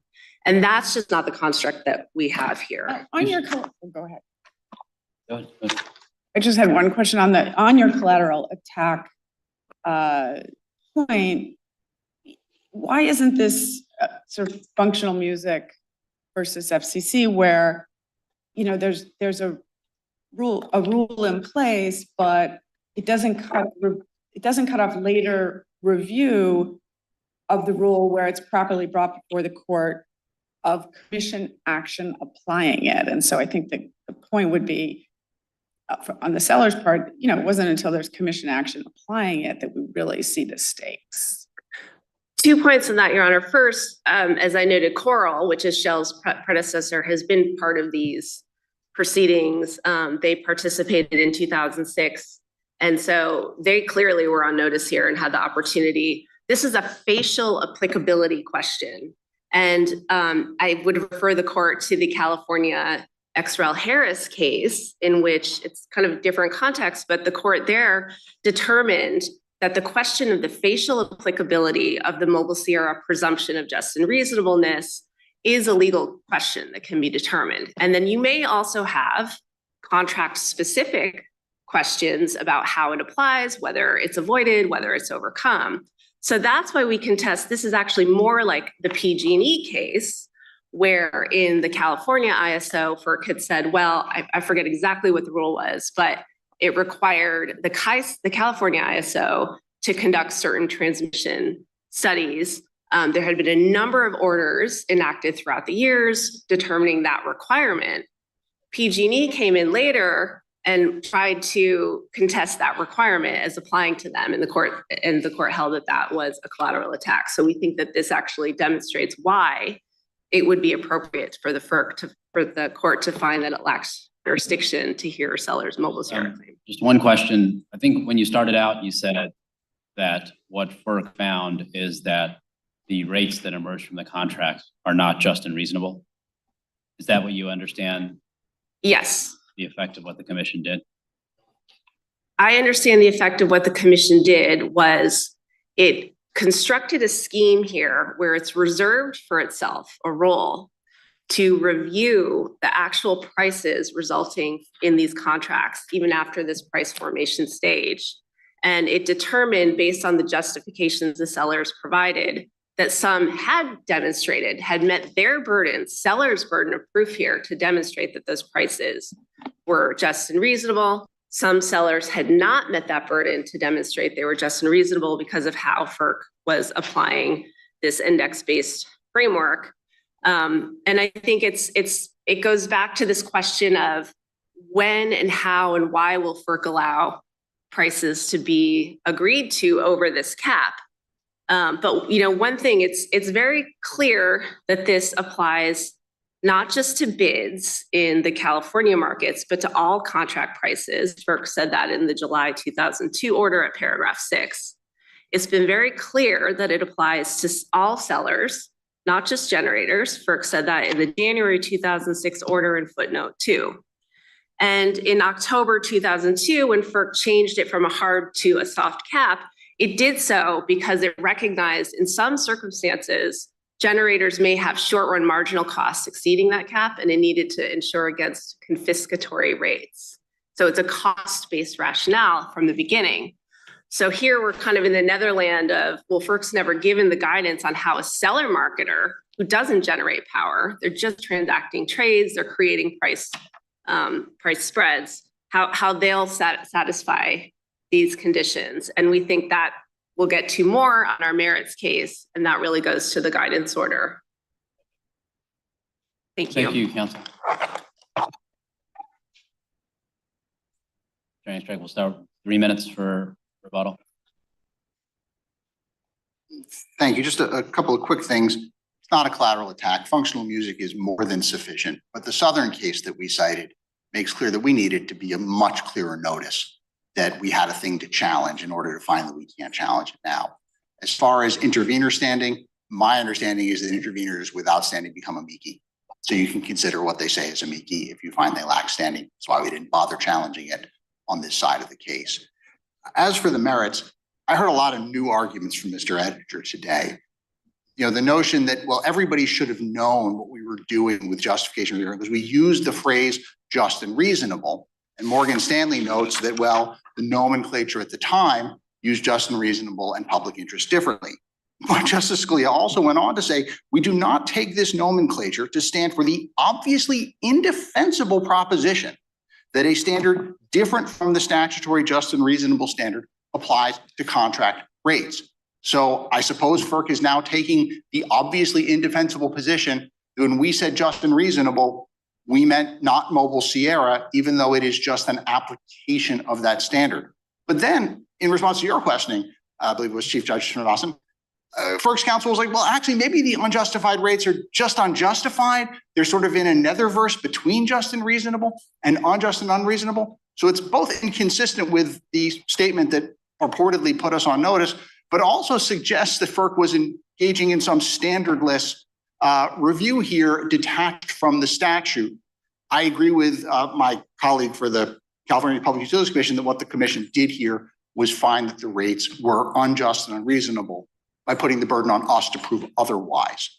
As for potential, I just found that you didn't comply with your tariff obligation of coming forward with what we call the burden of production before, in which you agreed is part of the contract.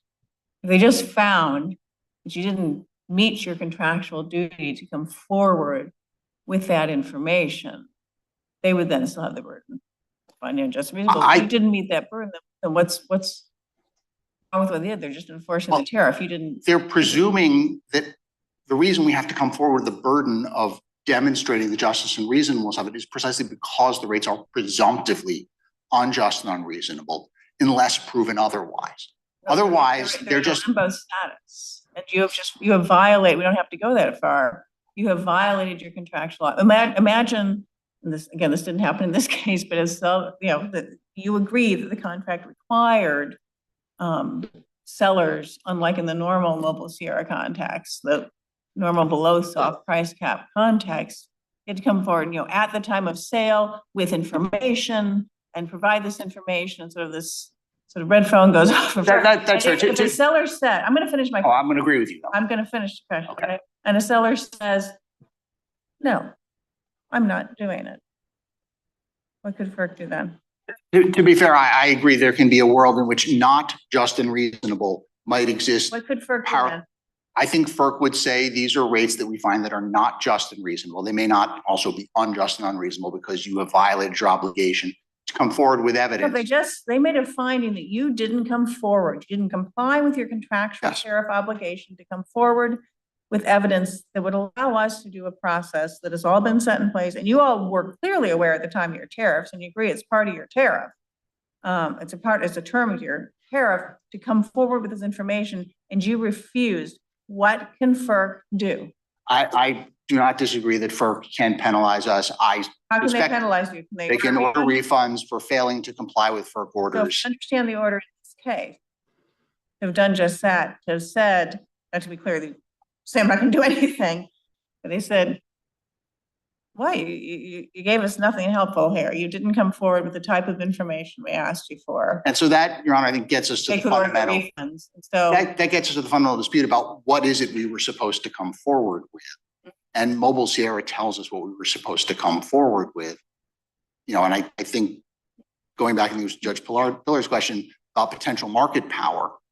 Yes, that's the reason FERC made everybody rush in with reporting ahead of the normal schedule, the 7 days instead of quarterly, so that they could police for potential market power. And if they had found market power, say manipulation that caused the prices to go up, that would have been a basis for not, for imposing refunds without making the public interest finding. But of course, FERC didn't find that here. So the very thing they said they put this in place for didn't happen. I see my time is up. Judge Pillard, you had asked about liquidated damages. And I believe the answer you're looking for is on page JA 1289 in paragraph 43, explains how that would work as a practical matter. But it's narrow and as between specific counterparties who both had a refund due to them and also had received liquidated damages, but had bought replacement power. It's a very narrow circumstance where that would apply. I'm happy to answer further questions, but also respectful of the time. I have one question, which is in response to the Commission's counsel's argument relying on paragraph 16, and I think paragraph 16 and 17 of the soft cap order, the October 2002 one, I think it is. Yes. Just make sure I'm looking at the right one. Yes, the October 2002 one. And I take it that what the Commission's counsel saying is, look, if you look at that, if you look at those paragraphs, they just tell you that the ordinary operation of Mobile Sierra isn't in play here, that something else is going on. And the upshot of that may be that you needed to challenge it at that time. I think those issues essentially collapse. But your response is that, no, even if you look at those paragraphs, it didn't tell us that the ordinary operation of Mobile Sierra. I mean, there's a single sentence. And why is that? What's your? Sure. There's a single sentence and it just says ensuring just and reasonable rates was also the reason for the Commission's decision to establish a $250 megawatt bid cap level that balances the need to mitigate market power against the need to provide incentives for investment, or infrastructure investment. but I standing here don't know how you can read that to say, and therefore you should know that while you're allowed to enter into bilateral contracts where both parties agree that a price above the rate is perfectly fine, unless we find that you've justified it in some unspecified way, actually it's not. That's a lot to pack in to that sentence. I think it's telling that in none of the FERC orders, 26 of them, do they say that as a response to Commissioner Danley? We didn't hear it in FERC's brief. We hear it at argument for the first time. I just don't see a world in which that sentence puts us on notice of the regime that came out 20 years later in the orders that we're challenging here.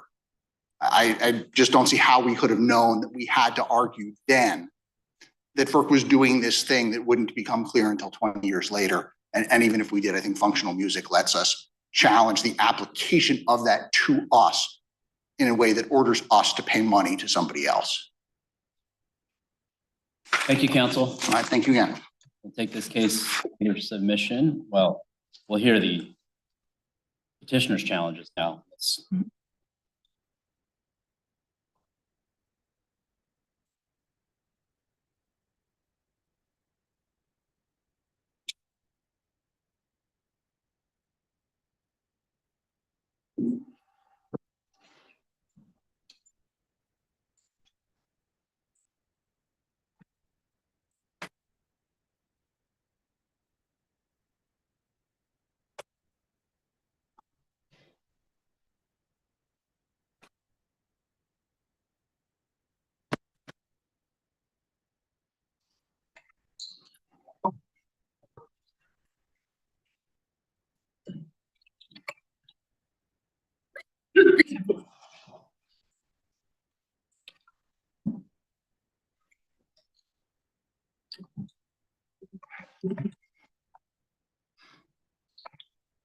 Maury, welcome back. Please proceed whenever you're ready. Okay, thank you, Your Honor. I'm Candace Maury on behalf of the consumer petitioners, and I'd like to reserve 4 minutes of my time for a rebuttal. I'd like to cover 3 points today: why FERC's orders here are arbitrary and capricious and should be remanded, where it allowed sellers to justify sales above the $1,000 per megawatt hour mitigated WEC energy price cap. First, the circularity in FERC's approach, which lets sellers justify their very high price sales by pointing to an index comprised entirely of other above cap sales that require FERC's justification review, and without FERC even taking a look under the hood to see what was going on in that index price formation. Second, because FERC failed to analyze that index price formation data, it missed obvious trends that should have raised an eyebrow whether this approach protects consumers from sellers capturing excessive profits on these very hot days. That should have prompted FERC to look closer at these trades, and the CAISO's Department of Market Monitoring asked FERC to do just that before it would accept any of sellers' justification filings. And these data showed, for example, that one seller dominated that index price formation at Palo Verde and the Mead hubs on August 19th. And those prices were 15 to 30 times higher than the average was over the rest of the period which that index liquidity was measured. We showed this in our opening brief using data from the record below and available to FERC.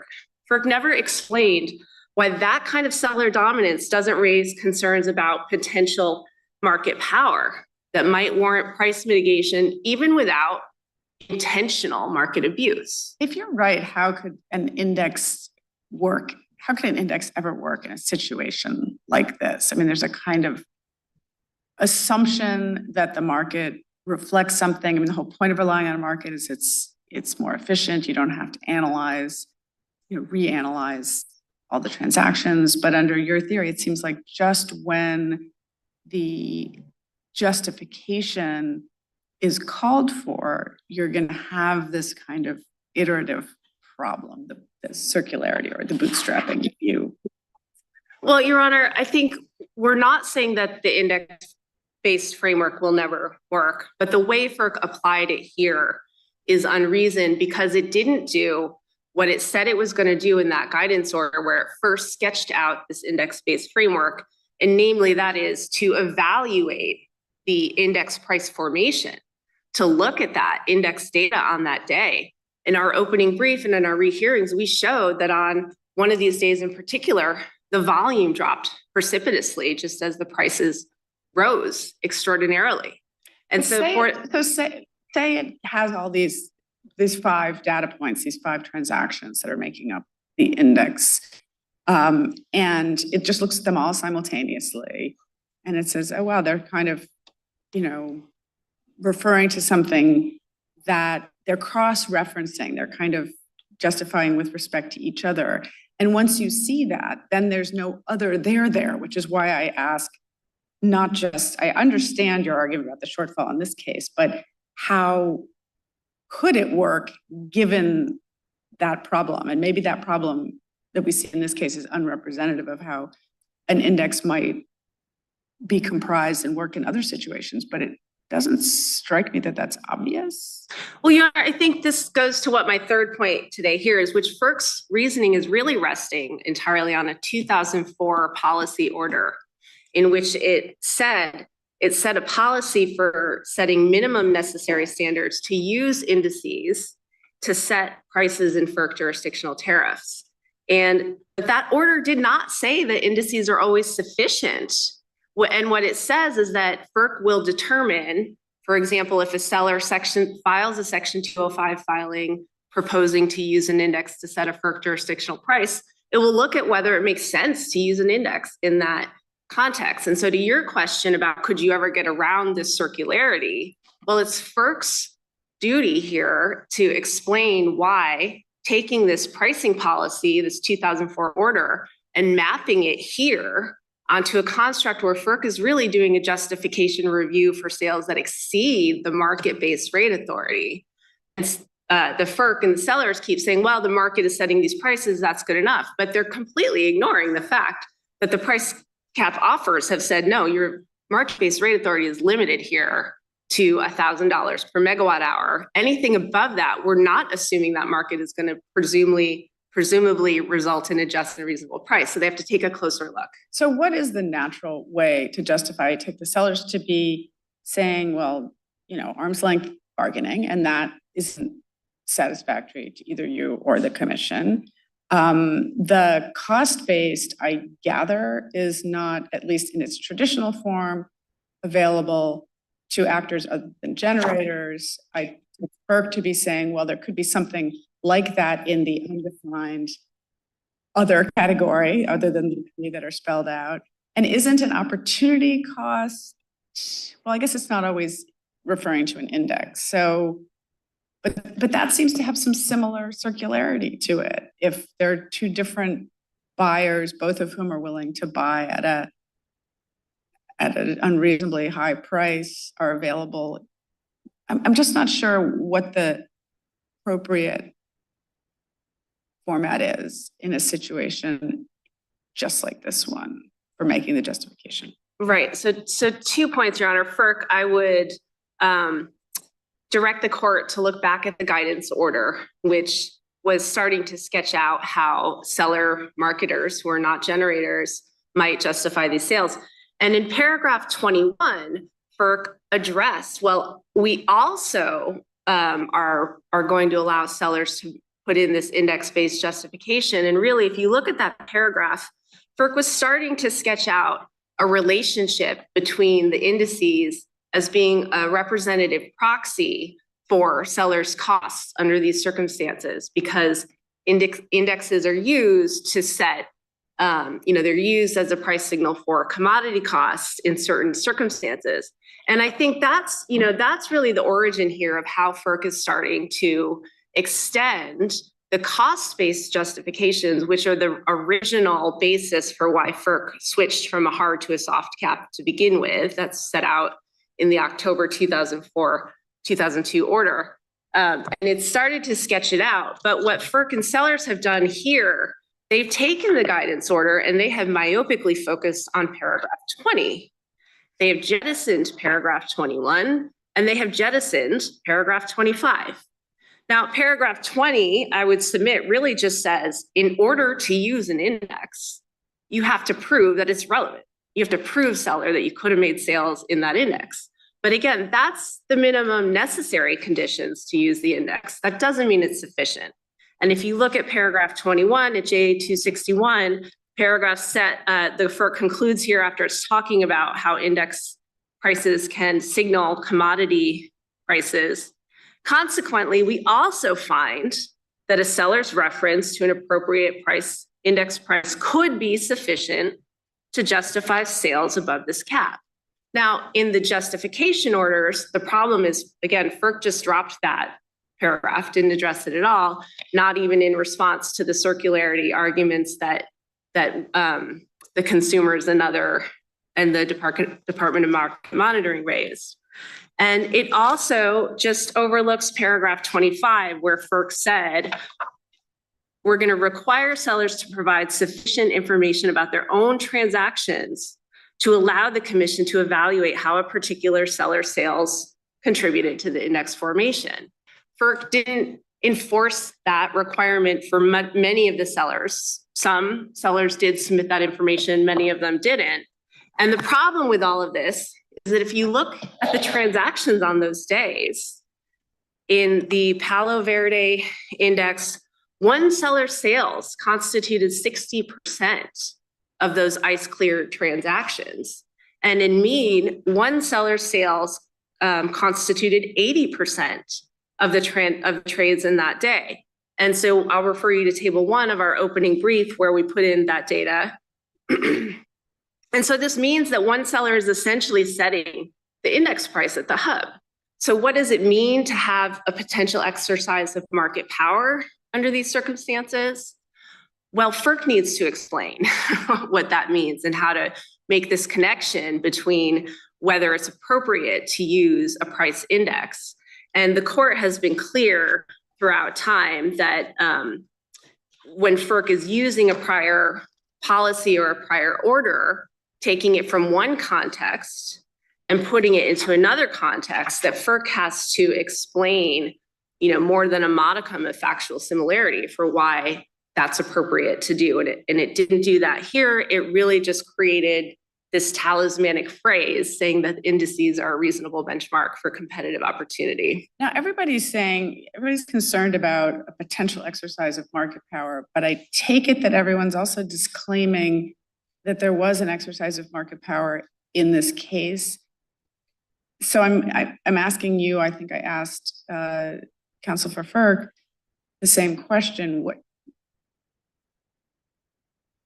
Given the disclaimer that there was an exercise of market power, then the concern nonetheless is still bearing on the review here? Well, Your Honor, I think FERC and sellers said they didn't find any market abuse. There's no market manipulation. But there could be a seller who's acting as a rational economic actor who's not intentionally manipulating these market, but they see these index prices. They can watch them ticking throughout the day. And at 3 o'clock, when that index price publishes, that whole market then knows, well, that's the price that now is going to be setting the new presumptively just and reasonable rate for the market. That's in the day ahead. And then they can take that into the real time, and they're doing all these trades bilaterally over the phone.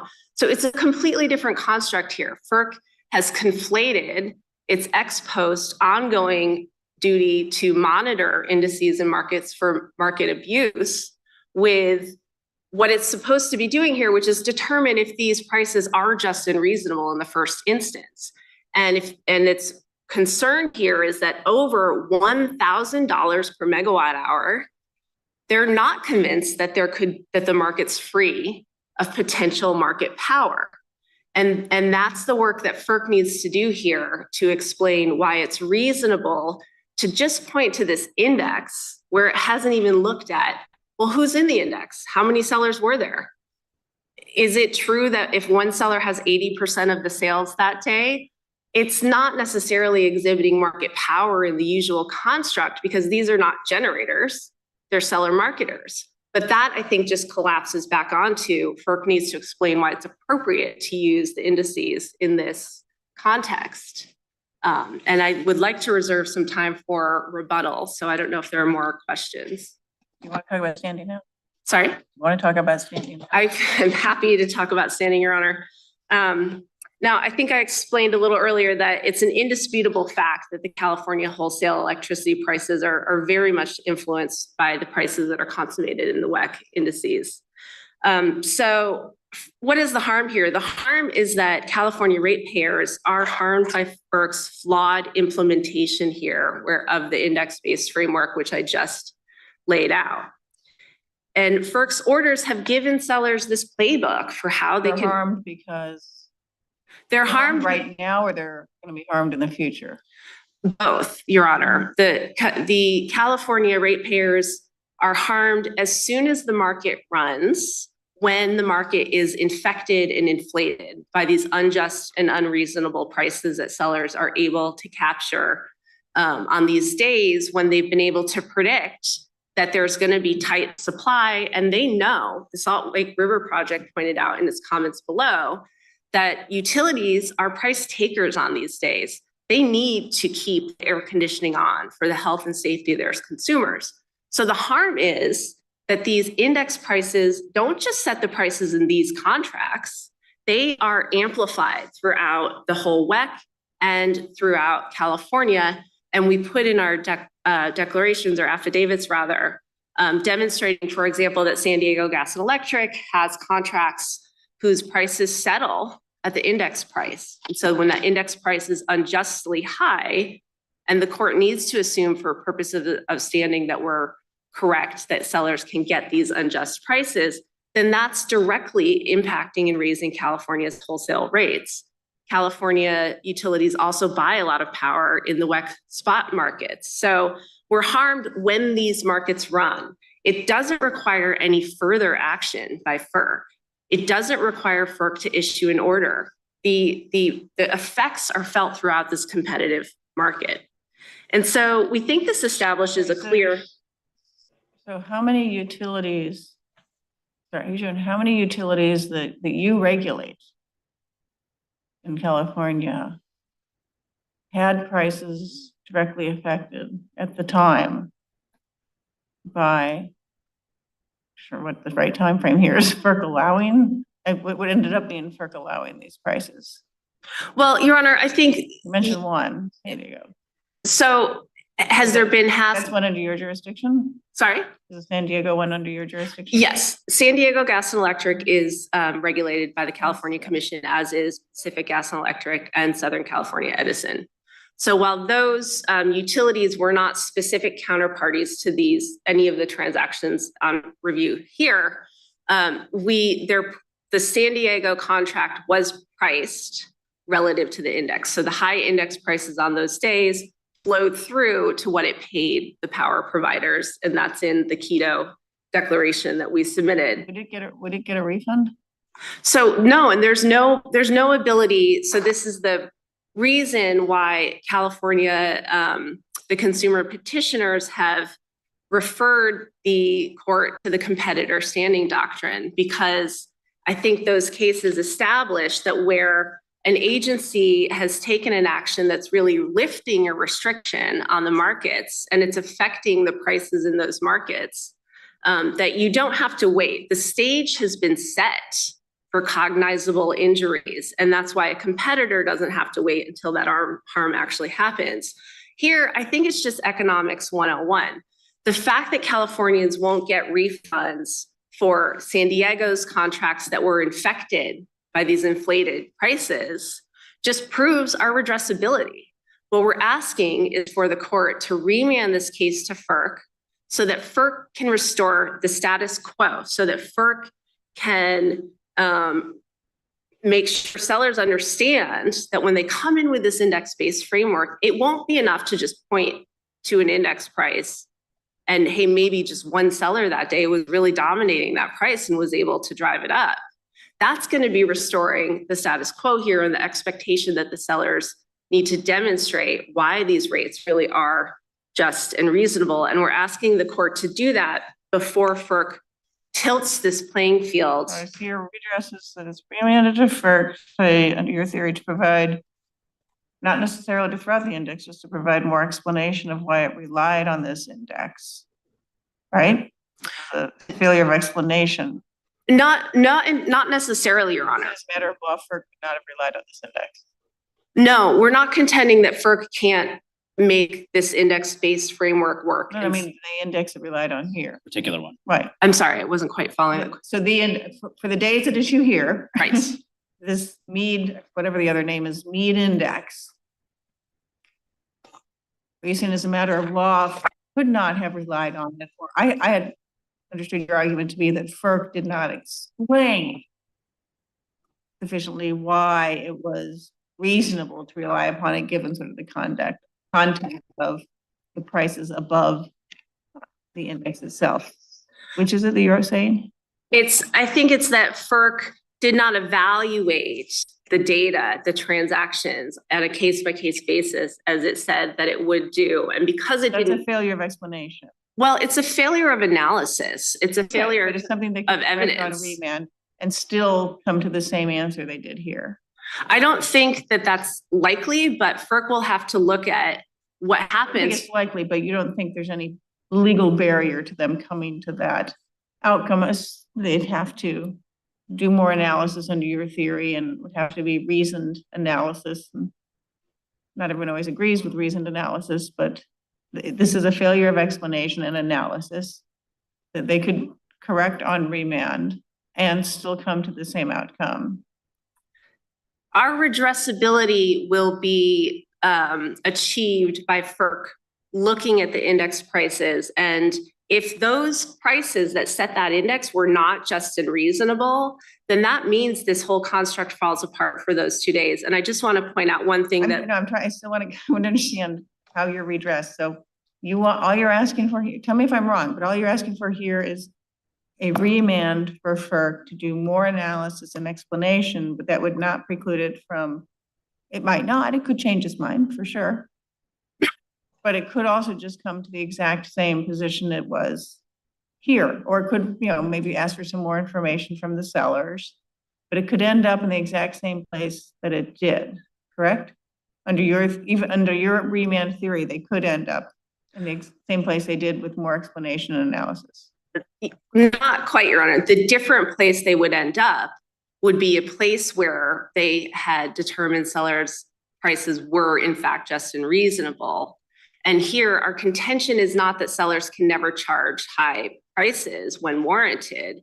It's that because FERC's circular reasoning failed to do the work that it said it would do in the guidance order. And I just want to call out. Besides, it found at least everyone that was up to and at the index just and reasonable. And so I think that is getting back to the same place they are now. But we don't believe that outcome was lawful. So you're saying all of the index reliant justifications were inadequate because every one of them, below or above or at the index, is relying on this circular reasoning and basically saying, here's an index composed of unjustified transactions that we cannot say were lawful unless and until they're successfully justified. Therefore, that index itself has not been shown to be valid in the way that FERC's theory of index-based justification assumes, and therefore it can't justify any of these transactions. On remand, can the sellers put in new and different evidence? What's the procedural limitation on remand? Well, Your Honor, we would submit no on remand that FERC should be bound by the record before it. The sellers have already gotten 2 bites at this apple, so we would say no. But I would point out 2 things. One, the 2. Hang on, you would say no, but is that the law? That FERC couldn't say, your whole point is they didn't do sufficient analysis, remand to make them do it. But they would be prohibited from asking for supplementation of the record from all interested parties. I'm not ready to say whether that one way or the other. I think we would take that up depending on this court's order, were it to remand, and then we would make the arguments as we go. Okay, but you're telling me there's no legal barrier to them. When you have your arguments, 2 bites of the apple, the same ones you're making here, there's no legal barrier to FERC doing that. Or generally applicable legal barrier. I'm not sure right now, Your Honor. So I understand you to be saying that you don't have to say the index-based justification model is generally untenable, but it is here as it was used. And I guess I'm trying to understand how the implications of your argument don't require a conclusion that largely an index-based justification is irrational or arbitrary, unless the index is comprised of generator sales that are justified on a cost basis. Your Honor, or something else? we think there's a lot of issues with porting this index-based policy to this context, because that 2004 order was just about setting FERC jurisdictional rates generally, not how do you determine above the already market mitigated price cap, what's the work an index can do there. And the circularity we think is very challenging for FERC. And I would just say that Brookfield, one of the sellers in this case, pointed out in its rehearing, where it was actually arguing for the commission to justify every single price that might come in, not just limit them to the average. Brookfield said specifically, if a price that contributed to the formation of the index is found to be unjust and unreasonable, it stands to reason that in order for the index itself to remain a measure of just and reasonable rates, the index would need to be recalculated with the unjust and unreasonable prices excluded. And so that's what we're asking FERC to do here, is look at on a case-by-case analysis, as it said it would do. What's the data? And if it looks under the hood here, we think it should have raised an eyebrow at the very least, given the influence on August 19th that just one seller had in each of these hubs. And then all of these other bilateral transactions that are taking place are pointing back to those same two prices. Those sellers, if we go back on remand, they did not put in any other justification except for arguing that the prevailing market conditions and arguing for this index-based formation. So would it be enough in your view to say that a sale is just and reasonable because it was fairly representative of the seller's market opportunities at the time of sale? No, the price cap orders have limited the seller's market-based authority to $1,000 per megawatt hour. But one of the justificatory methods is opportunity cost, market opportunities at the time of sale. So if they were to turn to that, why isn't that a way of actually an easier way of relying on effectively the inputs to the index? You don't even have to point to an index. You just say, here are these other sales that were going on at the time. These were market opportunities. Well, I think the FERC and court would have to evaluate how sellers submitted a cost opportunity justification because none of them did here. And so could that be an outcome that would result in the California entities feeling comfortable that FERC is fulfilling its statutory duty to protect consumers from excessively high prices that sellers are able to extract on these days when there are prolonged heat waves, and it's really critical to the health and safety of people that they have that power on. If there's no more questions, Sorry, I'm still confused as to the standing theory. And maybe I'm confused. That's because I'm confused. That's exactly what you're asking for here. Do you have more than one utility that you have shown was affected? all You regulate. that we regulate. The three investor-owned utilities we regulate import, I believe it's about 20% of their power annually from the WEC. So some of those purchases are directly from the spot markets. Some of them are through longer term contracts whose prices settle relative to those index prices. And then as well, when these WEC hub prices start to rise towards that $1,000 per megawatt hour cap, it also affects directly the CAISO's market clearing prices because it has restrictions that will be relaxed on the bids that it will accept from imported power. So the WEC and the CAISO are indisputably intertwined. They're financially and physically connected, and FERC has recognized that from the origin of these price cap orders. So that's why California. San Diego had a contract that moved with this index. Yes. One contract. Oh, Your Honor, I think we demonstrated that it had a contract. And let me see if I can find. I'm sorry, my first question is it only San Diego or is it any of your other utilities? So let me just step back. I'm just asking you what you showed. What we showed was that San Diego had a contract that on that day was affected by the prices on that day. But this is why we've invoked the competitor standing doctrine, because this is an economy and the harm is ongoing and imminent because FERC's orders are setting the stage for sellers to unjustly raise the prices anytime they can forecast tight supplies. So maybe on that day, there was just one CPUC, California Commission regulated utility, where we demonstrated there was a contract actually settling at that price. But our utilities are always purchasing in this market. And by the way, the sellers are not just selling, they're buying and They're selling. always purchasing in the spot market. The WEC markets, which. No, right, but they aren't always purchasing in the spot market subject. I mean, that's what this case is about. This regulation is about spot market. That's what this whole soft price cap is for. Yes, and Your Honor, we submit that those Do any of them participate in the spot market? Sorry? Do any of when I say your utilities, I'm saying your regulated ones. Do any of them participate in the spot market? Yes, they do. And I'm having a hard time finding our declaration here, but I believe we put that information in the affidavits submitted by Mr. Nelson from Southern California Edison. I'm happy to bring that back on rebuttal.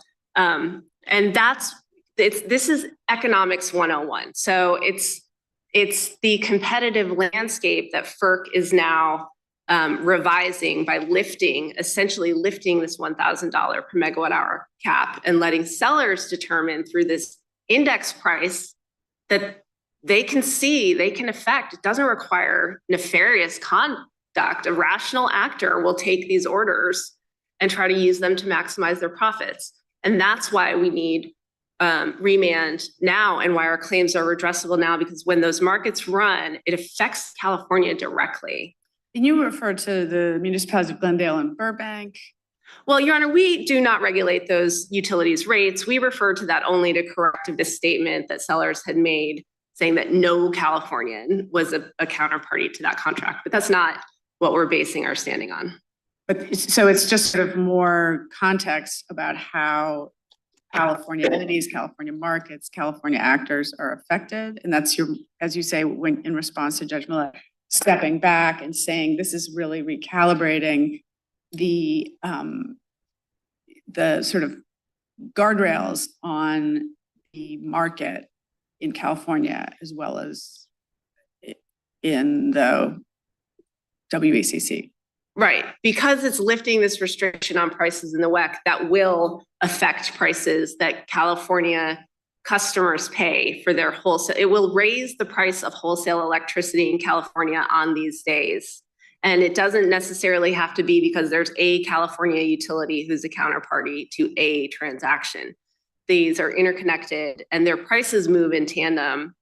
So how does it raise their prices on those days? Does it can't affect the queso spot market because it has a hard cap? Right? I'm sorry, Your Honor. Some of these utilities are getting most of their power, 80% of their power from the queso market. Including on these hot days. But there's imports that are always coming into California from the WEC. And so on these days, 20%. Yes, on average. I see those are longer. Are they imported?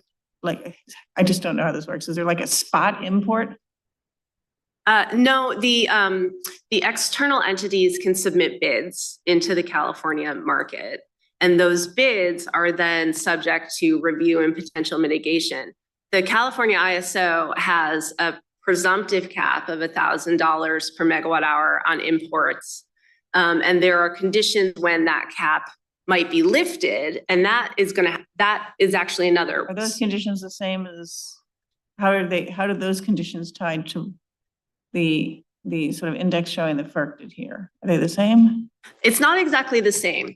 But the California ISO will allow importers to raise their bids. It will accept bids above this $1,000 per megawatt hour cap when the price at these WEC indices, so at Palo Verde, for example, when they start to rise and when they hit or exceed that cap, then California ISO will relax rules that it have that restrict imported bids. Why isn't there an argument that PISO, sorry, I don't know if that's the right way of saying the acronym, PISO, it erred in relying on this index and letting this stuff in? Well, that's because those prices that are purchased and cleared through the California ISO market, that resource stack is supplied by the utilities. They have to procure in advance the power that they're putting into the market. We don't just rely on that spot market anymore. That's what happened in the energy crisis. So now in California, we have this really comprehensive resource adequacy program. So we require our sellers to have long-term contracts. They're not just getting everything through the California ISO. And what the utilities do is some of the contracts that they sign are for generation supplied from the WEC. And some of those contracts are priced relative to the index prices that settle in the WEC. And so that's why there's a direct impact. Long-term contracts, it can't be priced based on a single hot day. Well, it could be, by long-term in this context, I mean greater than 24 hours, so not just a spot market. Could be a medium-term contract like the kind that we demonstrated San Diego Gas and Electric had in place. And it is influenced by the high price on that day. So what you're saying is a dynamic incorporation. It says whenever the delivery is taking place, it's charged at the index price of that day? The contract settles at that price. So the settlement, meaning at the end of the day, they look back and they say, okay, what do we owe you now? That's just a function of a lot of markets that you go into it not knowing exactly what that settled price is going to be. That's how the ISO works. But the spot index is the only index. There aren't sort of longer term indices that provide the value for an index-based rate.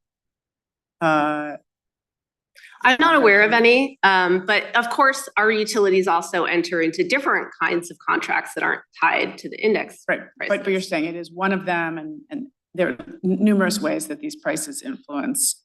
I mean, partly it's right, as you were saying, that if you can get a higher price in the WEC, then there might be power sold out of California. Yeah, and if I mean, I think so. The sellers, for example, in their justification filing said sometimes we have fixed price contracts, sometimes we have contracts that are priced at index plus adder. That index plus adder construct is what San Diego Gas and Electric had in place that was affected by the high prices on these days in question. And that's sorry? In the spot market.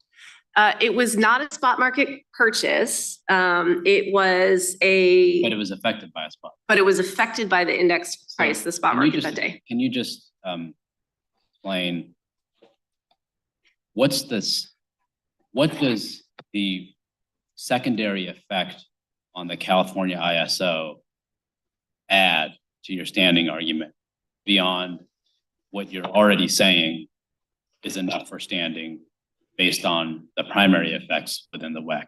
So in other words, if we don't think that the effects within the WEC itself are enough, why would we nonetheless say that, oh, but then there's a ripple effect in the California ISO that's enough to give us assurance that you've got injury and redressability? Do you understand what I'm saying? What I'm asking? Yes, Your Honor. I think it's because the maximum import bid price is allowed to be lifted in the California ISO on days when these index prices go up to and above this WEC soft offer cap limit. There's a $2,000 per megawatt hour hard cap in California.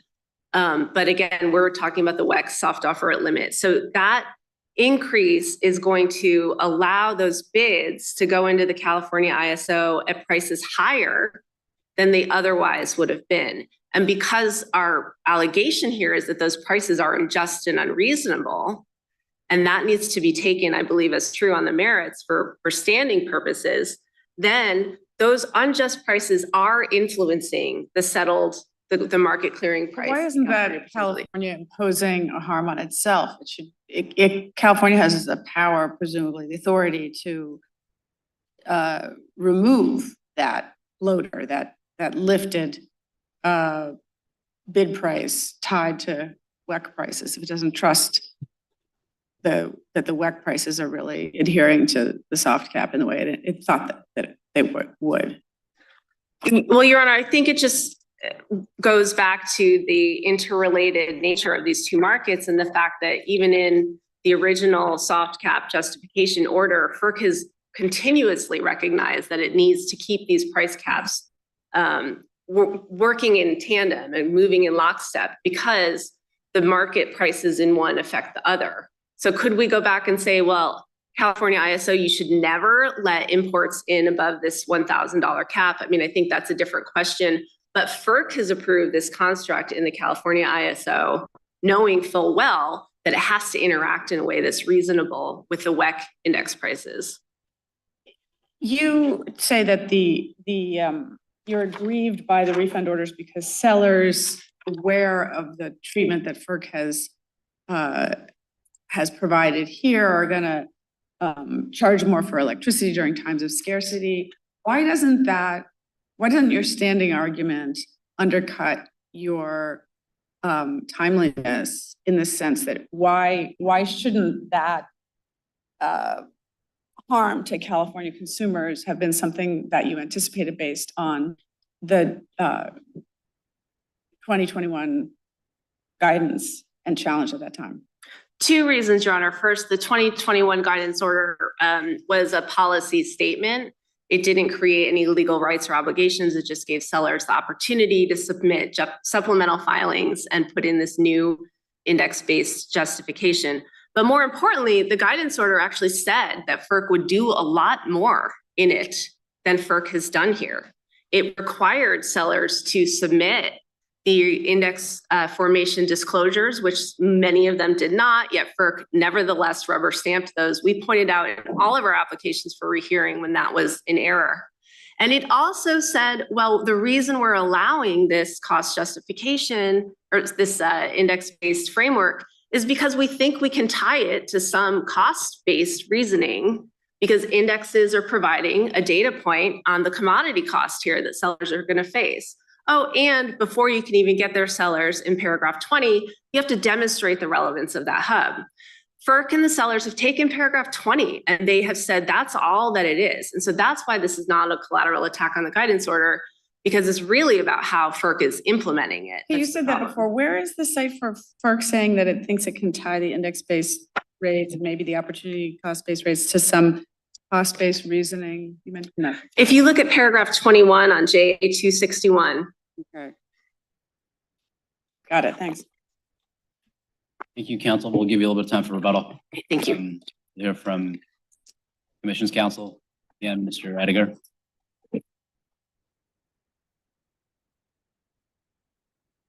Thank you, Your Honor. Again, Scott Ediger for the commission, and may it please the court. Excuse me. I'd like to take up the circularity issue. Can you just start out by, do you not dispute standing? We did not dispute standing. I know you did not, but now that you know that there's standing argument. I think given the interconnectedness of the markets, and that's been well documented in some of the cases that I was talking about earlier, the July 2002 order, and also the October 2010 order, which increased the cap to $1,000 here. Those orders recognize the interdependence, and I think of the two markets, and I think under those circumstances, we aren't going to challenge the standing. But if something, and just hypothetical, but if they were right, that FERC didn't sufficiently explain its reliance or justify its reliance on this index, and CAISO, through its own processes, allowed that index to come in and infiltrate and affect prices in the California market, are they so interconnected that it would be FERC's mistake on reliance on this index, and should just assume this for these purposes, and they couldn't be justified on remand? Would that be the cause of the injury, or would it be CAISO allowing whatever its standards are for allowing imports of energy priced on these indices? Beyond the general point, I don't know what the injury would be, and I don't know that I can make the standing argument for them. But what I am saying is that is the opposite would be very difficult for me to make, given these orders. I'm talking about the interconnectedness and orders that say that it would be unjust and unreasonable to not have a consistent cap in the two markets. I don't quite understand that, because you don't have consistent caps. But I'm just confused. There are differences in how these two markets are regulated. That's in dispute. there are differences. So decides the standards for, does FERC decide? I mean, I know FERC approves what CAISO does, but CAISO first sets the standards for allowing imports, correct? That's correct. And then FERC sign off on it eventually. CAISO does. And so, and the CAISO standards for allowing imports are different than FERC standards for approving an index price. I think what the commission has said over these orders is just that getting back to the interconnectedness of the markets, and I think it would be hard for me personally. I don't know what the commission's position is. It'd be hard for me personally to argue that what's happening here in the WEC doesn't affect California. Is there anything FERC could do that would provide a remedy for San Diego utility? And beside going forward, I'm not aware of anything. Going forward, if for remand for further explanation analysis, the most that would happen is FERC would require more information That's book correct. sellers about their index prices going forward. Right. And you think that's enough for standing?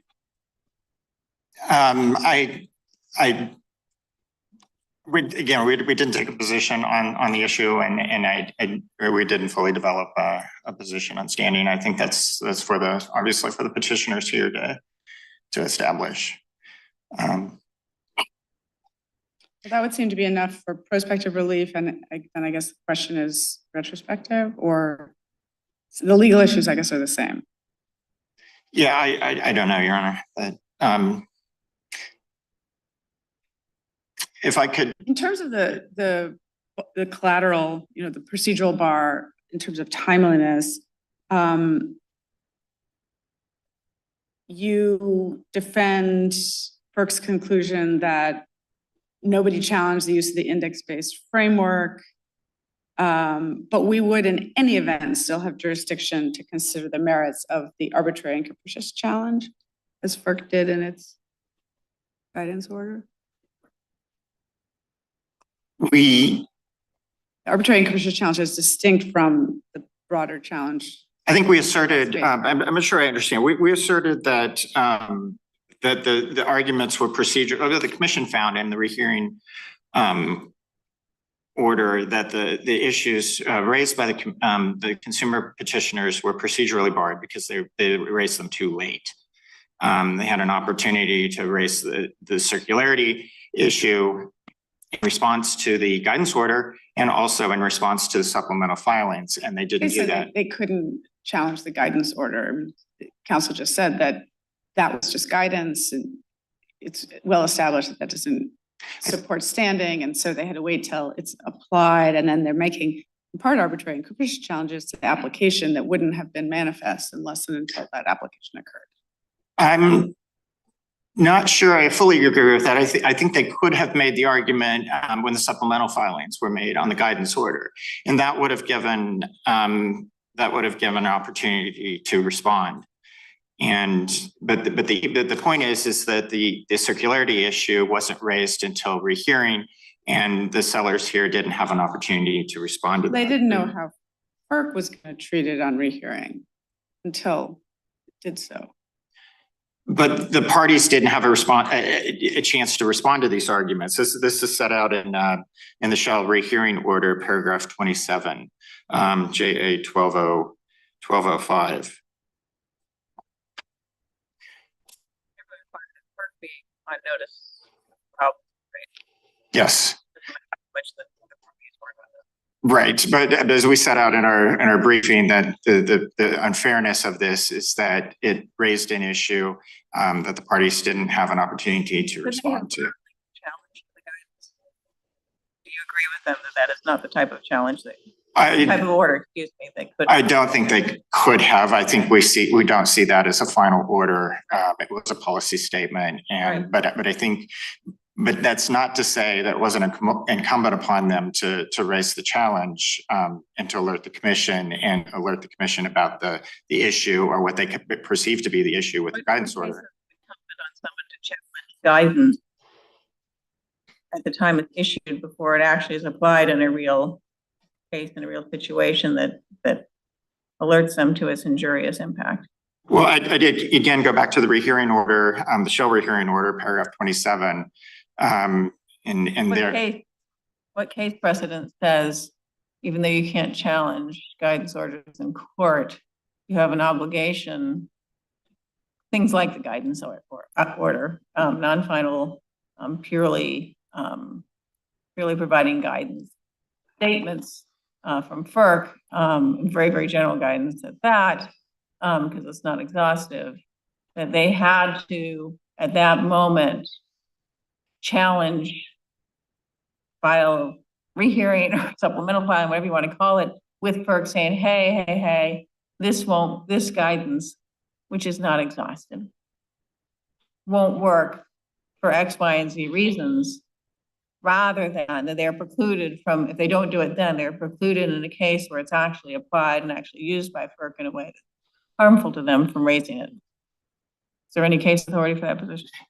Just the the commission statement and the shall rehearing order, paragraph 27. And that's where issues, the commission doesn't approve of new issues raised on rehearing, especially when those issues could have been raised earlier. And in this case, the consumer petition. Case, I believe we cited. the generic, we don't like things raised for the first time over here.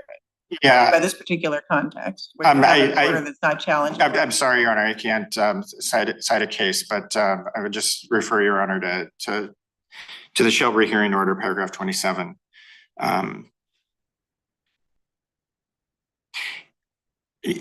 If I could move into the merits in particular on the circularity issue, I just propose that the consumer petitioners here misunderstand the nature of the index, and they seem to be assuming that only just and reasonable inputs can go into the index, and then you get just and reasonable result. And I think that misunderstands. That misunderstands the purpose of the index, and the commission set this out in the shall rehearing order at paragraph 28, JA 1206. In that paragraph, the commission also explained that absent manipulation or market power, that an index such as this one can be a reasonable benchmark of supply and demand conditions. And I'll point out the 2004 pricing order where the commission found that address the liquidity standards of indices.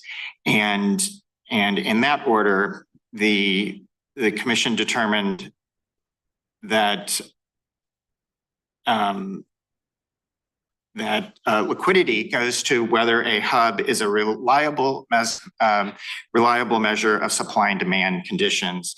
And it answers the question of whether buyers and sellers regularly transact in a market.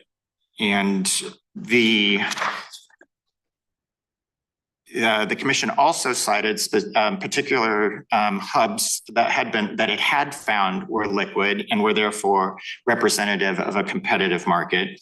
And the commission. So this is the difficulty. I mean, I read all that, and I read similar representations in the brief, but I wonder if you can help me see them as other than conclusory, because the logic of the consumer's position is that maybe they're not presumed unjust and reasonable, but prices are presumed not to be just and reasonable yet until they've been justified as such.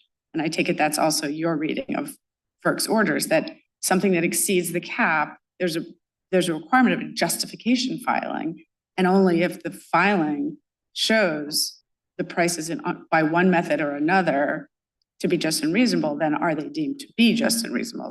So whether you're saying that they're not presumed unjust and reasonable, or just saying they're not yet treated as just and reasonable, bracketing that quibble, you have the idea that a competitive rate has integrity. I mean, I'm sorry, an index rate has integrity as reflecting a competitive market. But the problem is that FERC, as it acknowledges in requiring a showing, of the relationship between the transaction and the index, and what kind of impact the transaction price might have had on the index, and requiring justification, that FERC seems to acknowledge that we can't just assume, without the soft cap and the showings it required, we can't just assume that this accumulation of a set of transactions is necessarily reflective of a healthy competitive market. So there is to me, when I read this, it doesn't seem to answer the question that the consumers are posing, which is, let's assume all 5 of these transactions making a Palo Verde on the date in question are opportunistically extracting, extremely high prices. And, as Ms. Morey said, it's, buyers have to take what's offered on certain days. And why shouldn't we see this as price gouging? Well, there's no evidence of that here. And there's no evidence that they've influenced this market or the index. They comprise the index. How could they not influence it? They comprise it. Yes, Your Honor, but they didn't just comprise it, they comprised a liquid market. And the commission made— It's liquid in the sense that FERC has defined that, which is in general and across a 90-day period. And FERC says, and we're willing to not look specifically at liquidity on the day. And the sellers say, that's right. And even if you did look at liquidity on the day, they say we've reached your benchmark of 5 or a certain dollar amount. But that begs the question whether the liquidity on that day is itself a product, all those 5 actors, which is the threshold that FERC requires, are subject to justification and haven't been justified. Why is that not circular? I just don't even see an argument as to why it isn't. That you're allowing the very thing you're supposed to be vigilant against to set the benchmark for the vigilance. I think that's right, Your Honor, because those inputs, again, they're not presumed unjust and unreasonable. They're not presumed just and reasonable. In those, am I wrong? They're not presumed just and reasonable. Correct, and but it's market data, and the commission has this very proceeding. We haven't gotten rid of the soft cap and said anything goes. The soft cap does exist. And that's why we're here today. We have these proceedings which required sellers to make a justification and go through the hoops of talking about the index and talking about how liquid it is. And indeed, it is not only liquid over by the commission standards under the 2004 pricing order, but it's also liquid on these days.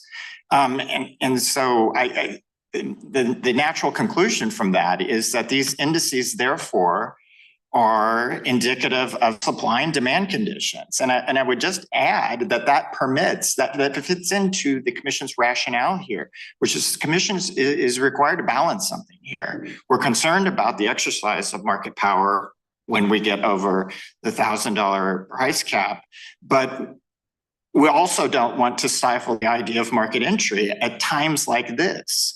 And that's what the index permits. And the commission talked about this at the Shell hearing order, paragraph 18 at JA 1200.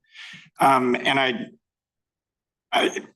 I can go through all the liquidity numbers. We put those in our brief, and I've got the numbers for the day of as well. The day of transactions are at JA 302 and 304, which I think is about the most straightforward place to look for those numbers. But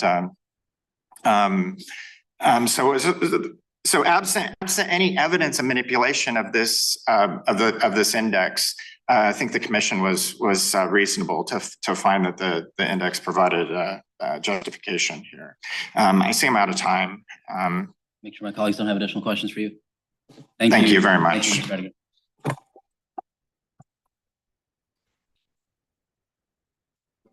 Hear from interveners.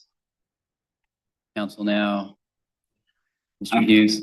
Thank you, Your Honor. I figured I'd start briefly on standing and then touch briefly on the merits unless the court directs elsewhere. So to start with standing, I think it's important to identify these are as applied orders to specific justification and refund actions. There's no argument that there would be any retroactive relief that either SCE or the California Public Utility Commission entities it regulates would receive any refund or retroactive nature. Burbank and Glendale have been appropriately disclaimed. So we're only looking to the prospect of future harm. And this is where I think the court's Wisconsin public power precedent is really pretty important, because what the court said there is a petitioner's interest in the commission's legal reasoning and its potential precedential effect does not by itself confer standing, whereas here it is uncoupled from any injury in fact caused by the substance of FERC's adjudicatory action. Here, the adjudicatory action, of course, is the justification. Here they assert there was an injury in fact to San Diego. Well, I don't think that is because it's. Be remedied with a refund, but they say we've got an injury in fact. And you've got in place a scheme here that's going to cause it to be repeated again and again. Why is that? How does that fit with Wisconsin Power? Well, first, it's not even clear that the San Diego Power X transaction is even a spot transaction. The chart that they show in the Keto Declaration says it went across many days. So it's not clear there was a less than 24-hour transaction. I don't think they have the duty to provide evidence. I don't think they attest that this was a spot transaction to begin with. So they don't have it. They say these spot transactions are part of the window that are going to affect the prices. And so if the spot transactions are way up here and the other couple of days things are here, math tells us it's going to affect their price. But I don't think there's any, even if we stipulate there's injury, which I'm not saying I do, but I don't think there's causation, certainly not redressability. That's an injury that's already, assuming that's an injury, has occurred, and there's no means for the court to redress that. I'm taking said just worry about what happens in the future isn't going to be enough uncoupled from any actual injury. But here we have actual injury and worry that that same injury is going to keep happening to us. Well, that's why I feel like it's not that you can give us any money back for that one, but we've shown you that you hurt us. Well, and conditions, unless conditions change, it's going to hurt us again. That's the argument I wanted you to address. Thank you, Your Honor. What I think the court has to find for standing is under the Wisconsin public power framework about legal precedent not enough is a merger of each of injury in fact, causation, and redressability. I don't think the court can sever finding there was a past injury, we're not redressing that past injury, and then looking to the future. I think the court has to line up each of the APA cases all the time. I was injured, stop it, go. I can't get money. All I can do is ask the government to stop it and not keep hurting me going forward. And so let me talk about one other precedent that I think is important to layer in here. We talk about this in the SIR reply. That's this court's national wrestling case. Because what the court describes there that I think is an important concept is when what's at issue is regulation of third parties, and the allegation of the party before the court is that the government's regulation of third parties is going to in fact harm me based on their third party independent action. This court said it's an extremely demanding standard to be able to show injury, redressability, and especially causation in that context. And the court said there are really two examples of cases where we find standing when it's based on regulation of third parties that then have a sort of rebound effect to the party before the court. It's one, if the issue is whether or not the third party's conduct is just prohibited, it's flatly unlawful. I don't think we're in that situation. The second is, in a quote from National Wrestling at page 941, injuries caused by regulated third parties where the record presented substantial evidence of a causal relationship between the government policy and third party conduct, leaving little doubt as to causation and the likelihood of redress. And here's where we think there's a core speculative problem, because what the California's argument, petitioner's argument rests on is that if they were to prevail before this court, that would have an immediate effect, depressing prices and spot transactions in the WEC index moving forward. And we think that is a speculative leap for which they don't present any evidence. I think when you look at the declarations, they do not demonstrate the direct causal link, because there are other means to be able to justify prices. As the court's been discussing this morning, it's a non-exclusive justification mechanism. There are other things such as opportunity cost, potential production cost. I think, as the court suggested in the case of Tanaska, a justification based on the price one pays, that cost independent of production cost. What California has to do is present an affirmative record that shows that there would be a clear depression of the index price, because that seems to be where their injuries flow from there. And our submission is that future forward look is speculative, lacking any clear record evidence that in fact would happen. Because again, these orders are not applied to them. They're not applied to any entity that they directly regulate. Now, in the future, if there's a justification or refund order that applies to either SCE or any other California public utility that's regulated, I think those arguments would be appropriate at that juncture. But here, when we're in a prospective world, I think we really are looking at what is the legal effect on third parties and how does that influence or impact the court.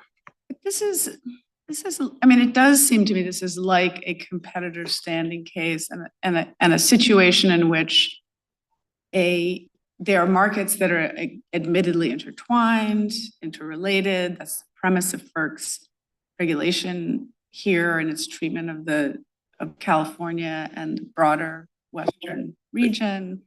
And this is an order that is really, for the first time, explaining what FERC will and won't do with respect to scrutinizing inputs to an index. And they may be wrong, but we have to assume that they prevail on their claim, the consumers, for purposes of analyzing their standing. And if they're saying the order properly read requires FERC to scrutinize the filings and explain what input they had in forming the very index on which they're relying, and they say FERC didn't do that. And if that's going to be the regime going forward, if this were in a regulation, would they not be able to challenge it? Would they not have standing to challenge it? And I think Your Honor raised the question about the distinction between an as-applied order and a regulation earlier, and I think that is a tricky question. I do think there is a distinction that's drawn between an as-applied order that's addressing particular retroactive relief in a particular case from a FERC decision that purports to provide the rules of the road for all market participants. And I think the concern that the court's precedent raises is that when you're addressing in an adjudicatory fashion, not something that a FERC order, and FERC often does this, issue orders that are akin to regulations, but rather is in an individual adjudicatory context, that I think there is a deep concern that if somebody can assert, well, this precedent could have these down the road effects, you really broadly open the range of interveners who could participate in any individualized adjudicatory action, not because they are injured based on that particular case, but because their thesis is, well, if this law is allowed, this law could have these results, and I want to be involved because I dislike the law that FERC has adopted. And so that's why I think the court has to be much more careful to be able to police and say, if that's your argument, we're not saying it's impossible to have standing in those circumstances, but in an as-applied order, I think it is much more demanding, as the National Wrestling line of cases would suggest. You have to be able to put a very compelling factual showing to the court of saying exactly how that is going to cause the direct causation to your future injury that is going to be immediately redressed. And our principal point here is there are many speculative leaps to get through to understand what's going to happen to index pricing, because I think, as we've discussed throughout the morning, there are other kinds of justification mechanisms that could lead us to the exact same point. And so given that we could wind up with the exact same pricing, even consistent with petitioner's argument, I think it's very hard to show that there's causation or redressability with concreteness that would be required. And as I said, I think there should be some concern about the notion of opening any individualized agency adjudication for interveners, not coming in as amici, but coming in as interveners saying, well, I wasn't injured in this adjudication, but if this argument were accepted, here's what might happen 5 years down the road. I think the court applies a pretty tight filter to make sure the evidentiary basis is quite high before allowing standing in those circumstances. Make sure my colleagues don't have additional questions for you. Thank you, Mr. Hughes. Thank you, Your Honor. Maury will give you 3 minutes for rebuttal.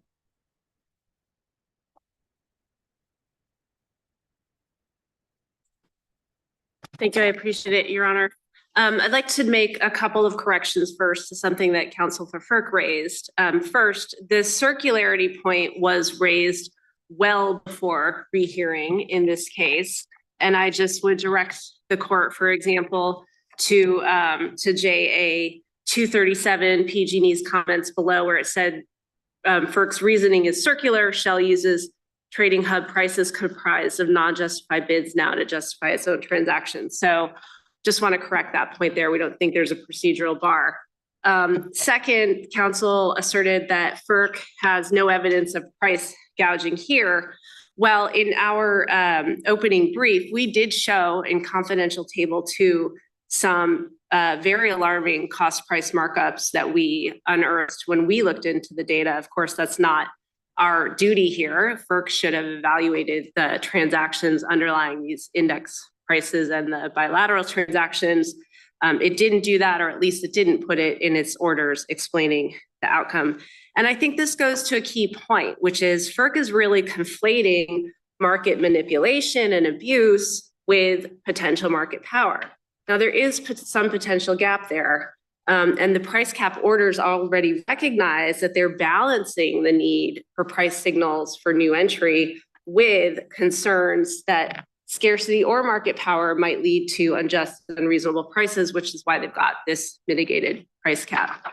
Turning back to standing very quickly, I just want to ensure the court understands we're not asking for retrospective relief here.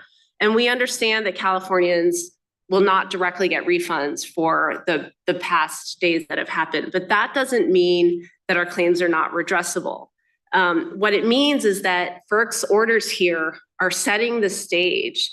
They've given the sellers the playbook here for how they can raise prices on tight supply days. And this is not like national wrestling case that the interveners have cited. The third party conduct at issue here are the sellers. And in their intervener brief at page 22, the sellers have admitted that they will respond to this market distorting construct by bidding up the prices at the index. And yes, we're going to use that index-based framework that FERC has now given us to do it. So there's really no speculation here. The Americans for Safe Access case acknowledged that yes, the court can find that petitioners have standing if they're not the regulated entity. It does and has happened, and this is the appropriate case for the court to find it here. And I just want to say the Wisconsin public power case is distinguishable because there, FERC had entered an order that just set the stage, said, you know, it set the stage for a future order to pass through prices to the entities that were trying to challenge it on appeal. But those prices would never actually increase unless FERC entered that future order. That's the distinction here. These prices go up with no further FERC action required. And the fact that FERC may not be able to recompense California for all of the myriad ways they are harmed by this paradigm does not defeat our standing, we would submit. So unless there's any further questions. Thank you, counsel. Thank you. To all counsel. We'll take this case under submission.